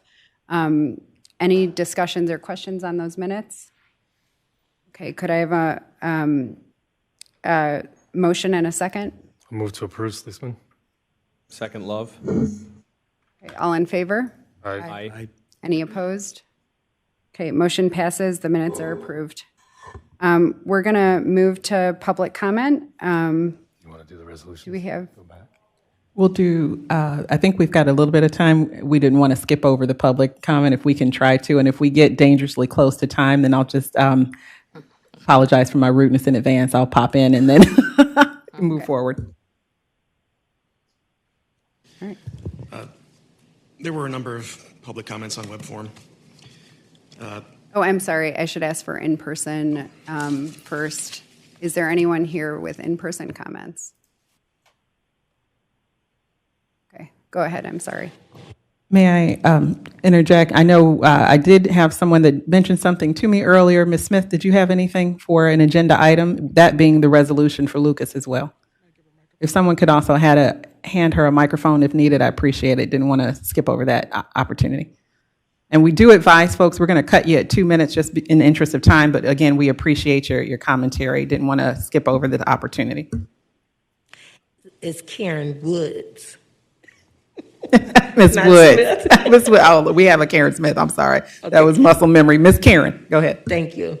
Just sending my condolences to the family. I don't know them personally, but God knows them. And I think I'm speaking for quite a few here. You're not alone. And always kindness. I thank you for your service. I appreciate each and every one of you on the scene, behind the scenes. God bless each and every one of you. Have a happy holiday season. Whether you have family or not, you're blessed every day. Pass the blessings forward. Thank you. Thank you so much for that. Any other in-person comments? Let's go to the. We do have one caller. Caller 0387, you can go ahead. This is Eric Stewart. I want Aaron Bingham. I want Nick Bigger, and I want Raj to respond to what was said to them in my previous on-air comment. You have time to do so now. In reference to what I was trying to complete, in reference to India Terry and talking about economic development for next year or productivity for next year, you need to acknowledge the 61 businesses at Pinecrest that the 15A will service in one bus service for a lot of people who are dependent on that bus service to get anywhere, as well as the 24-plus businesses at Shaker Square, which the 48A and the 15A will serve. Now, I made a comment about how close her salary is to the New York City CEO of public transit and how a reduction of her salary will free up more money. This is a taxpayer agency. Remember this. It will free up more money for them to employ or y'all to employ drivers and cleaners for this transit system, for this community, for this county of people that need more people to be employed in the working class to help build themselves up to the middle class. So taking in consideration of what I just said, I want you guys as a group to respond to that. And for the person that asked Jeff Mako, was there any reduction of service? Yes, they did reduce service when they introduced the next gen generation program or whatever it's called. And if you read the July 15th email that Thank you very much, Mr. Stewart. Okay. We really we hear your comments. We appreciate them, and we'll take them under consideration as we have in the past, and we'll continue to do so. Right now, we're going to move forward, and actually, if there are any web comments, we're going to take those after the resolutions, if we could. Thank you so much.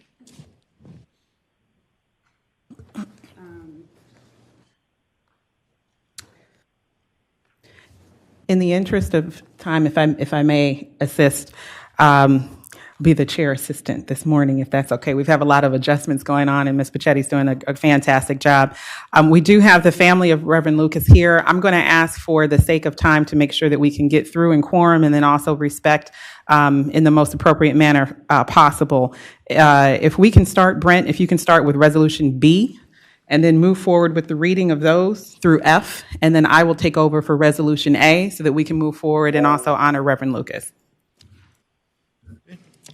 2025-106, authorizing contract number 2025-124 with Railworks Track Services, LLC for the reconstruction of Shaker Junction and Shaker Square grade crossings, Phase 2, in an amount not to exceed $2,438,863.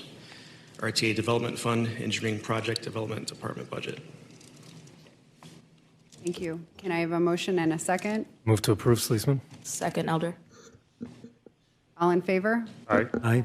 Any opposed? Motion passes. 2025-107, authorizing contract number 2025-111 with Michelin North America, Inc. for furnishing of tire and wheel maintenance services and for the leasing of radial tires as specified and as required for a period of 5 years and a total contract amount not to exceed $8,782,484.85. General Fund, Fleet Management Department budget. Thank you very much. Do I have a motion and a second? So moved. Mayor Weiss. Second, Sleesman. All in favor? Aye. Aye. Any opposed? Motion passes. 2025-108, authorizing the sale of Puritas Hotel ground lease area, an approximately 2-acre portion of permanent parcel numbers 027-19-002, 027-21-002, and 027-24-019, located at 4222 West 150th Street, Cleveland, Ohio, to CA5 LLC, an Ohio limited liability company with an easement for ingress and egress. Thank you. Do I have a motion and a second? So moved, Sleesman. Second, Mayor Weiss. All in favor? Aye. Any opposed? Point of clarification, if I may, just for a moment. I know that we are short on time, but I wanted to, for the record, just make sure that we remind the board that you have seen this item before. It was in June, if I'm not mistaken, of 2025 of this year. We are more than happy to answer any questions after the board meeting if necessary to just jog your memories. But again, also, excuse me, the funds for this particular sale excuse me, will be moved over into a fund intended for TOD pending the approval of the board in December.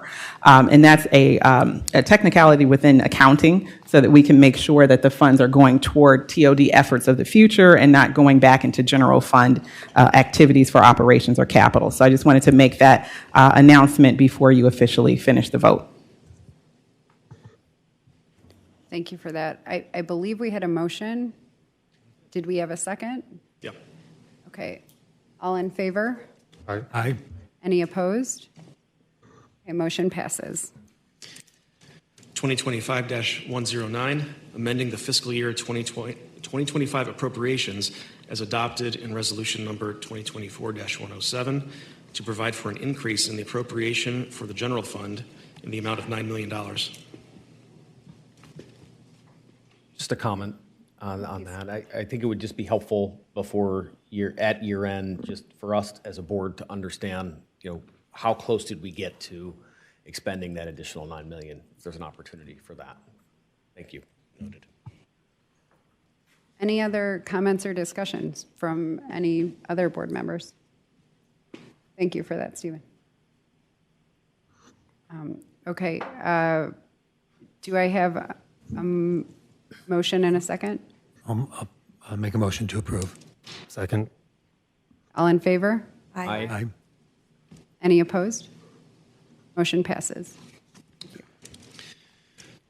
2025-110, reappointment of Jonathan England and Michael Blake to the Civilian Oversight Committee. Move to approve, Sleesman. Second, Elder. All in favor? Aye. Aye. Any opposed?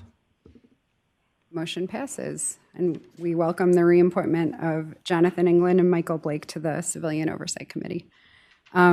I believe with that, we will go back to Resolution A, which is a very special resolution. And I'm going to turn it over to our General Manager and CEO, Birdsong Terry. Thank you very much. Brent, I'll take this one if that's okay with you. All right. First, I'd like to be able to make sure that we have for awareness, we have two very special guests here. So I don't think I can embarrass you all. You guys are professionals at public commentary, as you are the descendants of Reverend Lucas. So we're going to take that for advisory here. We have Jason Lucas, which is Reverend Lucas's son, as well as daughter-in-law, Yolanda Lucas. We are super excited to have you here. Despite the circumstances of Reverend Lucas's passing, we absolutely are in awe of the dedication that Reverend Lucas had to, and continues to, because we know he's in spirit. He watches us all. From the plant that we have there with his favorite color, clearly we had the right color there. We are profoundly appreciative of you being able to share him with us for all these years. I'm going to read through the resolution, but after that, I do invite anyone to be able to have a comment or so. I definitely ask our chair for today to be able to do the same, and then we'd love to hear from you as well. Resolution number 2025-105. In tribute to Board Trustee Reverend Dr. Charles P. Lucas, Jr., for his unwavering public service and dedication to the Greater Cleveland Regional Transit Authority and this community, extending condolences to his family at his passing. Whereas Reverend Dr. Charles P. Lucas, Jr. was appointed to the Board of Trustees of the Greater Cleveland Regional Transit Authority, GCRTA, by the City of Cleveland on February 16, 2016, and served with dedication and commitment for over 9 years until his passing on November 1st, 2025. And whereas Reverend Dr. Charles P. Lucas, Jr. performed admirably in many Board of Trustees roles, including as president of the board from March 2021 to March 2024, vice president from June 2018 to March 2021, past chair, Organizational Services and Performance Monitoring Committee, and past chair, External and Stakeholder Relations and Advocacy Committee.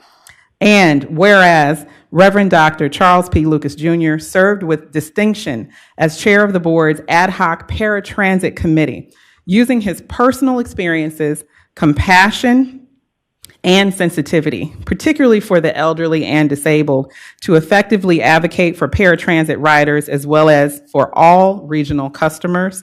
And whereas Reverend Dr. Charles P. Lucas, Jr. was pastor emeritus of St. James African Methodist Episcopal Church, and whereas Reverend Dr. Charles P. Lucas, Jr. was also past president and member of the Cleveland branch of the NAACP. Now, therefore, be it resolved by the Board of Trustees of the Greater Cleveland Regional Transit Authority, Cuyahoga County, Ohio, that the RTA Board of Trustees, General Manager, Chief Executive Officer, and staff hereby extend tribute and honor to Reverend Dr. Charles P. Lucas, Jr., in recognition and in memory of the life he lived and the unwavering public service he gave, to further publicly express their sorrow, our sorrow, upon his death and extend condolences to your family. That the GCRTA Board of Trustees, General Manager, Chief Executive Officer, and staff hereby express our appreciation to his dedication, for his dedication to meeting the needs of all residents of Cuyahoga County. That this resolution shall become effective immediately upon its adoption.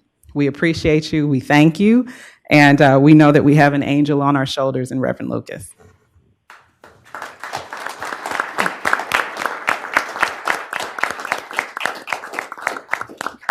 At this time, I would like to hand it back over to Chair Pachetti for any additional comments. And then if you would so much indulge us, we'd love to take a photo with you and also ask you to have yes, after the motion, and also have a couple photos with the resolution. Thank you.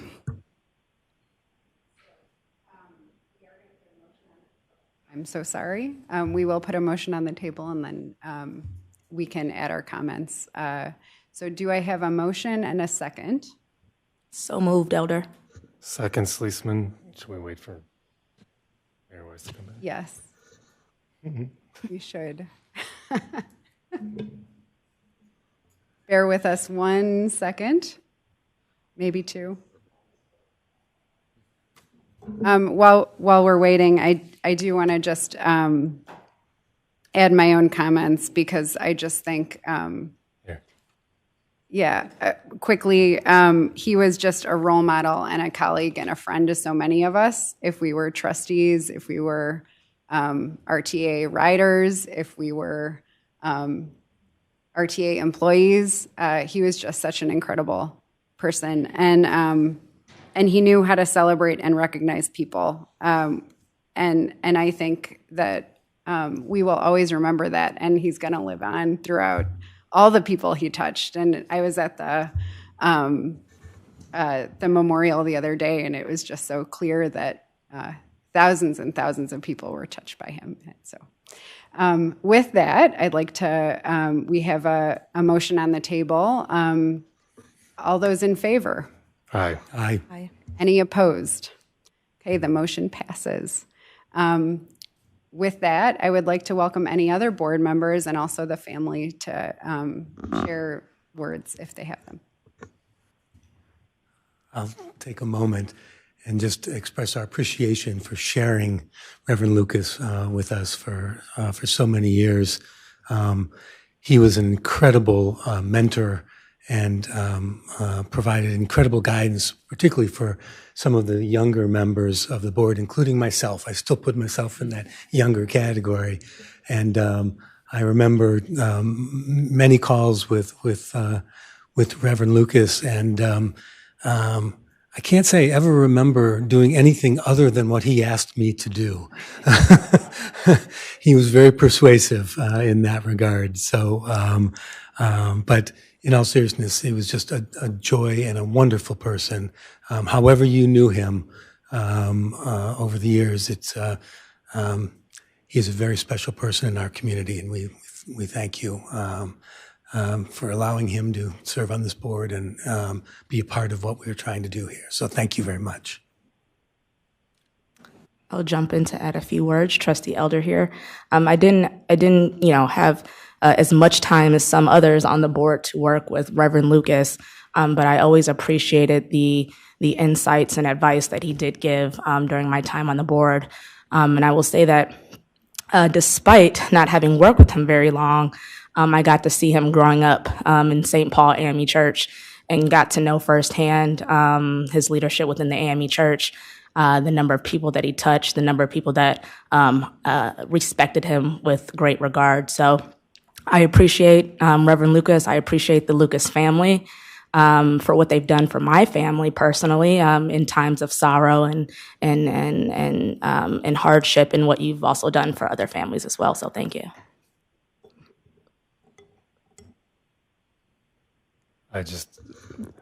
You've heard plenty about what he meant to this board and to RTA, and I'll happily second all of that. And my wife and I moved to a house on East Boulevard in 2024. The Reverend drew me a map of who lived there back in the day, and I still have it, and it's going to hang on the walls in that house till they have to do a memorial for me. So it meant a lot to all of us, and we just want you to know that.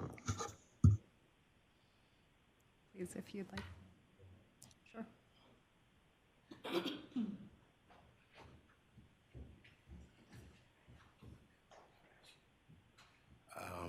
To Ms. Birdsong Terry, to the board, to my dear friend Dr. Caver, and to all of you. First, I just thank you for being so kind to my father at all times. He really, really, really enjoyed and loved being on the RTA board. You know, Daddy tells history all the time about how his father, of course, was the first African-American when it was CTS, and now, of course, it's RTA, and he was so honored to become on this board. That was important to him. But what I don't think he realized as much is that how important it was by him being able to help the disabled. Because with my father, when I would ride with him, I wouldn't notice, but just one little bump, would jar him. And he took that on to the RTA to notice the differences and things like that. I remember when we always would take the rapid from Shaker Square downtown, there was a gap, and it was hard for him to get over. And he made sure that he took care of that gap. So that's kind of what I want to say to each and every one of you, that we will continue just to take care of that gap. So again, I thank everyone too. I'm always glad to have my wife here also too. Again, God bless each and every one of you.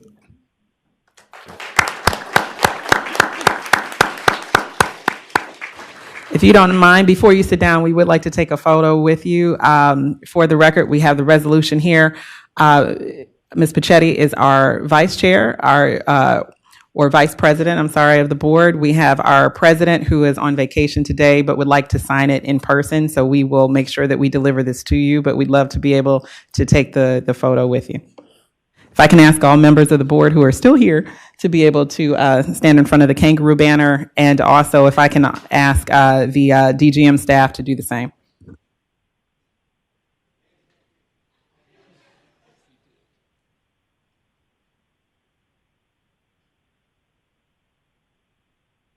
Bear with us, we'll be right back.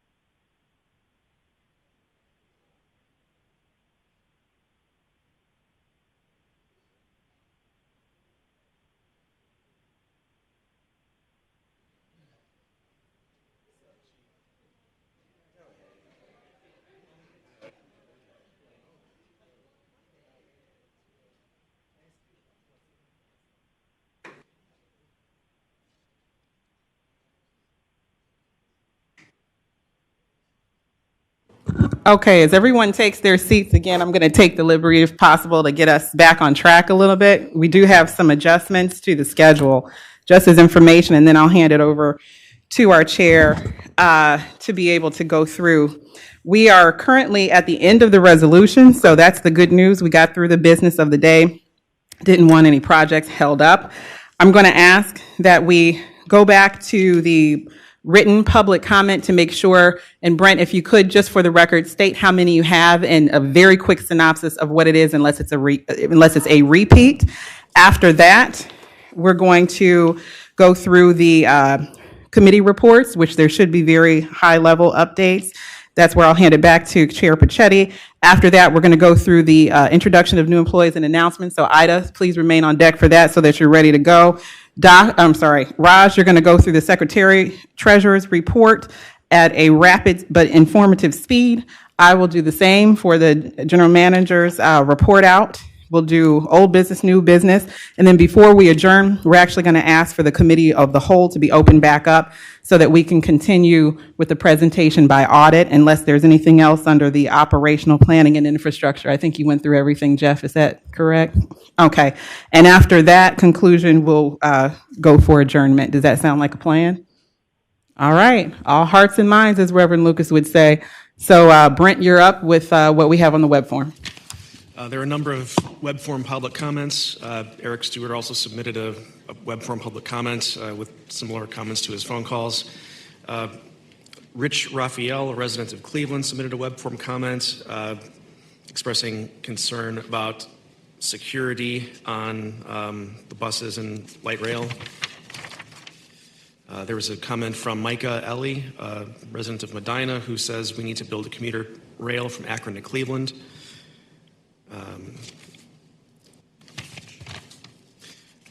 one more comment from Jason Wang, a resident of Westlake, who also expresses concerns about potential service cuts because and it's serviced throughout Cuyahoga County.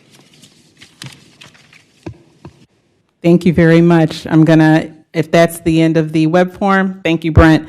Chair Pachetti, if we could hand it back to you. I believe we're at the Board Governance Committee report. That's correct. So we're going to move forward with the Board Governance Committee report, and unfortunately, our board chair, Mayor Paul Kumar, who would typically give you that update, is not with us, but I do have an update in his stead. So if you'll bear with me, it is brief but important. We have a new board member. She is our newest board member, Chanel Smith-Wingham. She was sworn into service on Thursday, November 13th, 2025, by Janet Burney, GCRTA Deputy General Manager of Legal Affairs. So I just want to personally welcome Chanel, even though she can't be with us today. Ms. Wingham currently serves as Senior Vice President and National Community Engagement Director at KeyBank, an incredible person and leader in the community, and I think we are very well served by having her on our board. So I'm looking forward to working with her. And I will just further note that her appointment was made by Cleveland Mayor Justin Bibb, so she was one of the mayor's appointees. And I think that's all for that governance committee report. And I will ask if any other board members have committee reports from items 7 through 14 on the agenda. Okay, hearing none, I'm going to move to the Secretary Treasurer's report. Raj Gotham, can you please take the podium? Thank you. Raj, while you're approaching the podium, Felicia, do you have an update on the next date of the CAC meeting? Yes, I do. Go ahead. There's one item to report. The CAC Rules Committee will meet Thursday, November 20th at 9:00 a.m. in the boardroom. Thank you. Appreciate that. Thanks. Raj, you got it? Trustee Pachetti, members of the board, good morning. This is Raj Gautam, the Secretary Treasurer, here for a very condensed report on October/November activity. We've already heard a lot of financial information today. This is the October-ish report with typically some November details. Due to the shutdown, we did not receive any information on the CPI. So this is information that you have previously seen, so I don't intend to spend a great deal of time on this one. Consumer confidence. This is something that we have been tracking over the last several months. These are preliminary results for November 2025. All three of the indices that the University of Michigan survey follows show year-to-year and month-to-month decreases that are highlighted on the right side of the slide. Ridership. In October 2025, year-to-date ridership was 0.5% lower when compared to 2024. On a year-to-date basis, we are 23.8% below 2019, which represents the pre-COVID ridership information, translated into 6.5 million rides. So that's the information on the right side of the slide, the 2019 of 27.1 rides compared to the 2025, the 20.6 million rides. Passenger fares, October fare revenue was 48.2% above October 2024. This is a result of a significant UPass payment and CMSD-related payments that we've received. Just timing issue from time to time, depending on what time of the month we may get the actual monies. Excluding the UPass and CMSD, October was 11% lower than October 2024. On a year-to-date basis, we are 0.8% above 2024. Looking at the right side of the slide, when the comparison to pre-COVID levels, we are $4.7 million lower, or 14.5%. Sales and use tax, this slide and information has previously been shared with you. We typically receive sales tax revenue around the 15th through the 20th of the month. We have not yet received the November receipts. We will communicate and provide an update when that becomes available. Selected data from the monthly information that is included in your packages. Long-term debt is at $22.3 million. A principal payment will be coming due in early December, which we will make. Average investment yield on a year-to-date basis is a little over 4%. Total cash and investments of $356.1 million, of which the general fund or the unrestricted cash and investments represent $29.8 million, which is in excess of the 1-month board policy. We touched upon this in the budget presentation. There have not been any changes to the $50.5 million budgeted transfer from the Revenue Stabilization Fund. To date, we have transferred $35 million to the general fund. Based on current projections, we do expect to transfer the remaining $15.5 million by the end of the year. With that, I'll entertain any questions. Okay, any questions from the board? No, you covered it. Thank you very much. Thank you. And I would like to apologize to Senior Manager of Talent Acquisition, Ida Marshall. We skipped over your very important update, and so we're going to go back to you before the CEO gives her management report.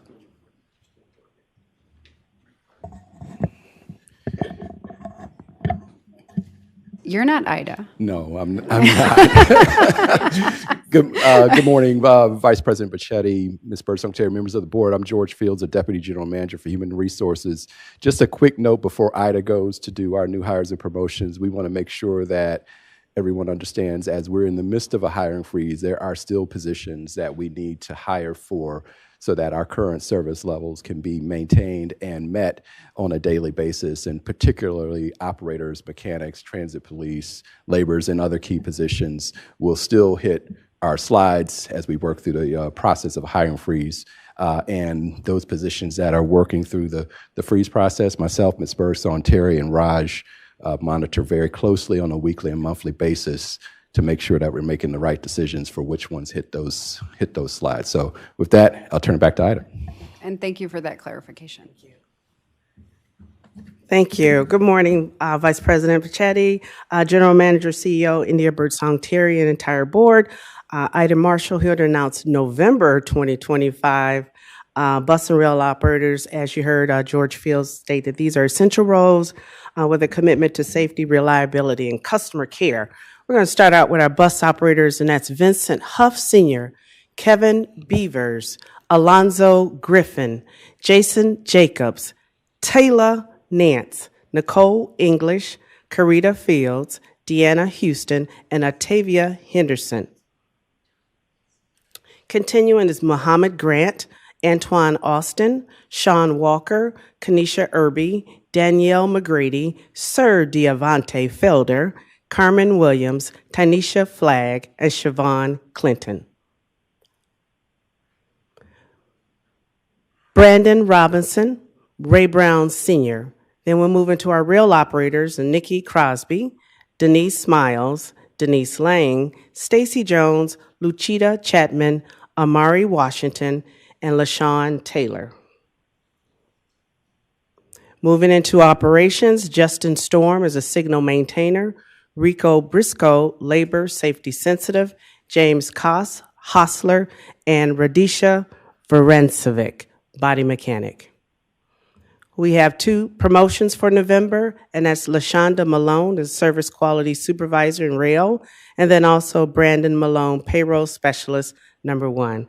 That'll conclude the presentation for new hires. We welcome them all, and then congratulate those for the promotions. Thank you. Thank you very much. You're welcome.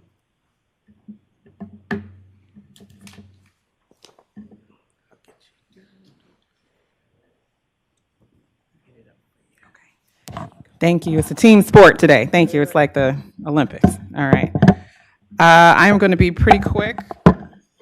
And then I believe our plan is to open it back up for, excuse me, Committee of the Whole so that Tony can get his presentation in before we lose people today. So I'll be pretty fast. In addition to all of the updates that we gave, I have some good news items to hopefully end the meeting on a positive note. We had an employee recognition banquet October 30th. Just wanted to remind folks of that. We mentioned it before, over 250 guests attended with 173 awardees. So these are just a snapshot of some of the awards that were given out, very snazzy stuff. And so I just wanted to say thank you to the committee that put that together. They did a bang up job. There were over 30 people who really worked to put that event on for our employees. We appreciate them and we appreciate you. Also, we always want to let you know where we are when it comes to support, especially for education and scholarships. The Black Professional Associations Charitable Foundation, BPACF, is the acronym for that organization. Natoya Walker-Minor, our deputy for Administration and External Affairs, and myself attended that on behalf of RTA to really support the scholarship initiative for Black professionals in Cleveland. They've been around for quite a while. It's their 45th annual gala, and we have quite a few past, former, and present employees that serve on that board. Ron Woodford, if you would remember him, he has passed on. However, he was a project manager for us within operations and really was a jack of all trades, served on their board, as well as a couple other folks that we have currently employed. So we appreciate them to support, keep churning out those professionals in the industry in our Cleveland community. Also, we always want to let you know where our board members are if they are speaking about public transportation. So Mayor Marie Gallo was featured. She's somewhere in that long line there, I think, to be able to support the WTS Women Transportation Symposium event that was held on November 13th, talking about leadership styles, counsel to female leaders in particular, and transportation and legacy projects. So Mayor Gallo, we appreciate you for that. And we did have a lot of support coming from the RTA family. Also, Global Cleveland Annual Meeting. We did receive the award for Employer of the Year. That is a huge accomplishment when it gets to what are we doing to kind of support the international community, refugee community, and those that are newer to Cleveland from abroad. You see the other awards that are presented, but this was a huge boon for us, especially within the talent acquisition and HR realm, as well as legal division, to be really able to work together on getting a lot of those certifications together. We appreciate it. George and Janet, kudos to your team, particularly for being able to work together on some tough applications to get some great applicants through the process when it comes to making sure we have the best and the brightest. And also, how do we also help our customers who are navigating the system who may be new to the United States, not only just Cleveland. So thank you to the whole team. Also, National Transit Career Day, that's on the 13th. We did a lot on the 13th, I think, to be able to celebrate the National Transit Career Day. So how do you see yourself in public transportation? You'll see the litany of things that we had planned, including a resource fair for veterans, working with the Goodwill organization of Greater Cleveland, and also launching a day in the life set of videos that really explain to folks what it felt like to work for RTA. So we appreciate all of the work that went into that. Also, COMTO Cleveland. If you remember us talking about COMTO, it's Conference of Minority Transportation Officials. This is the Cleveland chapter. Actually hosted a leadership and legacy conversation here in this room. You'll see Christopher King in the middle in the blue suit with his mother, who is the Mayor Kim Thomas of Richmond Heights. She actually moderated and interviewed her son for the transit talk, and that was really cool for COMTO. So kudos to Davida Banks, who is the chapter president, and also our VP and Carl Kirkland. He was also taking a photo a couple minutes ago. So we appreciate you guys for really supporting through this initiative. We also see Nikki Ponder, who is the chapter financier and treasurer. And then you see Tariq Muhammad that serves as the secretary for the chapter, along with Doc Caver to provide the DGM support. So thank you guys for a great event.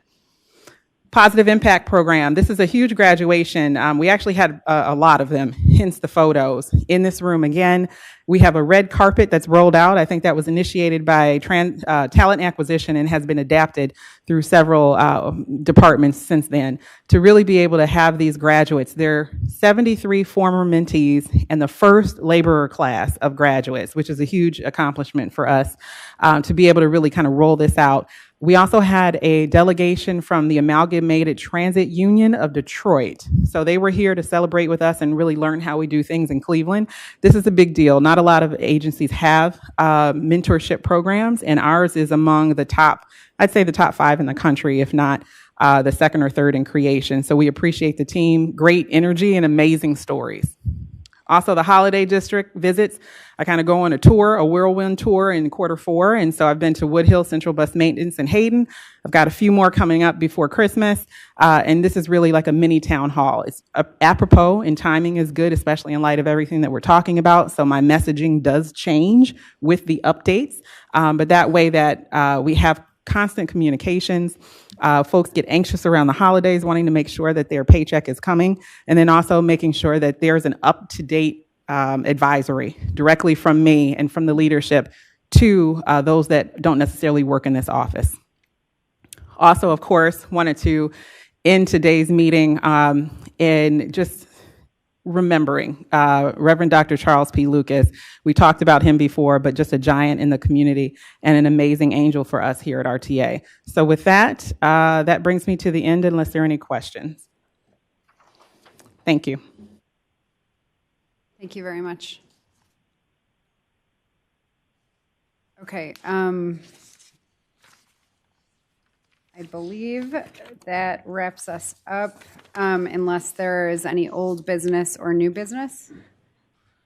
I do not have anything. I'll state that the next regular board meeting is scheduled for December 16th, 2025, right here in the boardroom.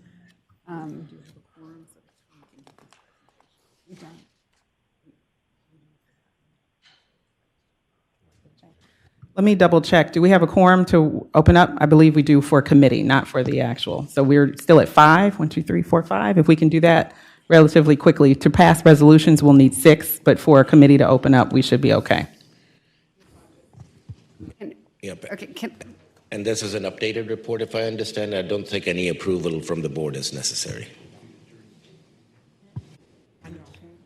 I think I need to adjourn the regular board meeting. Yeah. Okay, do I have a motion and a second to adjourn? Motion to adjourn. Second, Elder. All in favor? Aye. Any opposed? Okay, we are adjourned. Thank you. Okay, so we are going to go back, and thank you so much for being patient with us, Mr. Garofoli. We are going to go back to the Committee of the Whole, where we'll have an audit report. I do want clarification on whether or not we can approve the minutes from the last Committee of the Whole with 5. You can, yes. Okay. Okay, so. All right, do I have a motion and a second to approve the minutes from the November 4th Committee of the Whole meeting? Can I add one edit? Brent, for the record, vice chair at the committee members in the top. It's missing the C. We love her hair, though. I appreciate that. I was going to mention that, and I failed to. No. So the motion, do we need to amend the motion? I guess move to approve as amended. Thank you. A second? Second. Okay, all in favor? Aye. Any opposed? Okay, motion passes. Okay, so those minutes are approved, and now, Mr. Garofoli, it is your turn. Thank you, and good early afternoon, Ms. Pichetti and committee and members of the audience. For the record, I'm Anthony Garofoli, Executive Director of Internal Audit. Before I give my presentation, I wanted to publicly thank Natoya Walker-Minor and her internal marketing staff. The Association of Certified Fraud Examiners designates this week as the International Fraud Awareness Week, and her staff helped me put together a campaign, and it's presented through screensavers on computers and through media boards throughout the authority. So thank you, Natoya and staff. For my presentation, please refer to this book that was presented or distributed to everybody at their desk. And with that, I'll begin. These are the results of the internal activities for the third quarter 2025. For your information, last Wednesday, November 12th, we presented these activities in detail to the Audit Committee. Today's presentation is just a summary. On page 3 through 5 is the 2025 Internal Audit Plan approved at the February 2025 board meeting. Per our professional audit standards, the plan was aligned with the GCRTA strategic plan, performance metrics, which you heard a little bit about today, including customer experience, community impact, financial health, and employee investment. And then we updated the plan after a mid-year risk assessment. This assessment allows to reevaluate key risks, priorities, audit engagements, and ensure comprehensive risk coverage across both the assurance and advisory projects. The revised plan was approved after a detailed discussion last Wednesday. Please see pages 6 through 8 for that modified plan. We'll be executing that plan throughout the rest of our audit year, which goes through February of 2026. On pages 9 through 12, please find the results of 8 audit plan projects completed during the third quarter. These projects are employee travel expense requests, accrued leave, customer complaints, the maintenance management system upgrade, the Windows 11 upgrade, the ADA paratransit certification process, engineering and project development number 59, the fiber optic line replacement, and finally, student operator overtime. We met with management, received their responses to our audit recommendations, and released the reports. These audits were discussed in detail during the audit committee meeting last Wednesday. We'll track the implementation of recommendations within our audit management system. On page 16 is a summary and matrix of our work to provide assurance and compliance with the federal grant regulations for different vehicle replacements, contracts that were approved by the board. We completed the 6 rail car option during the third quarter, and we have several vehicle replacement audits in progress that will be finished during the fourth quarter. We'll report on those in the next quarter's report. On pages 17 through 21 are the results of the continuous auditing program. We develop audit scripts to interrogate system data in real time, completing 100% audits of the transactions. Those audits were fare collection, purchasing card transactions, nepotism, employee payroll, and then a new script that we developed to look at diesel and gasoline fuel expenses. We shared the results with appropriate stakeholders and followed up with all open audit issues. There were no issues for board consideration. On pages 22 through 29 is reports section that focus on the rail car replacement program. Per the request of the audit committee and this board, we included the results of our audit activities related to the entire program with a focus on change orders and contractor payments. Please note on page 23, the project management group completed 9 of 10 first article inspections. The last inspection is scheduled for next month, December. And there are, as Mike Schipper said in other presentations, there are multiple rail cars now in production in different stages. Please see some pictures on page 23, for some of those rail cars in production. On page 24, we included a copy of the change order log maintained by the procurement department. Yes, there was one change order during the quarter. It was to the Siemens Mobility contract, and it was for that 6-car rail option. At this point, the total value of the Siemens Mobility contract and change orders remains at $344,389,850. Total payments to the contractor as of just a few days ago, October 29th, are $115,901,941.44, representing 34% of the total contract paid. For your information, no payments were made during the third quarter. Moving on, pages 25 and 26 is our tables to summarize the rail car program contracts, amounts, expenditures, and change orders. Internal audit is engaged in various audits as we continue to assess risk and compliance. The status of those audits is detailed on pages 27 through 29, including the Port of Cleveland Track Connector, the Brook Park Rail Shop modifications, and Brook Park Yard track improvements. We will report on the results of these and other audits in future meetings with the Audit Committee. On pages 30 through 33 are projects in various stages of completion from our 2025 internal audit plan. Please note we added Project Phase to provide our readers with transparency and information status. We'll report on these projects in future Audit Committee meetings. Page 34 includes an update on 2 special requests and emerging issues. We're completing these projects, and we will share those results with appropriate stakeholders in accordance with our audit charter. And we will follow up on all outstanding audit recommendations. Page 35 is our efforts to work with external auditors.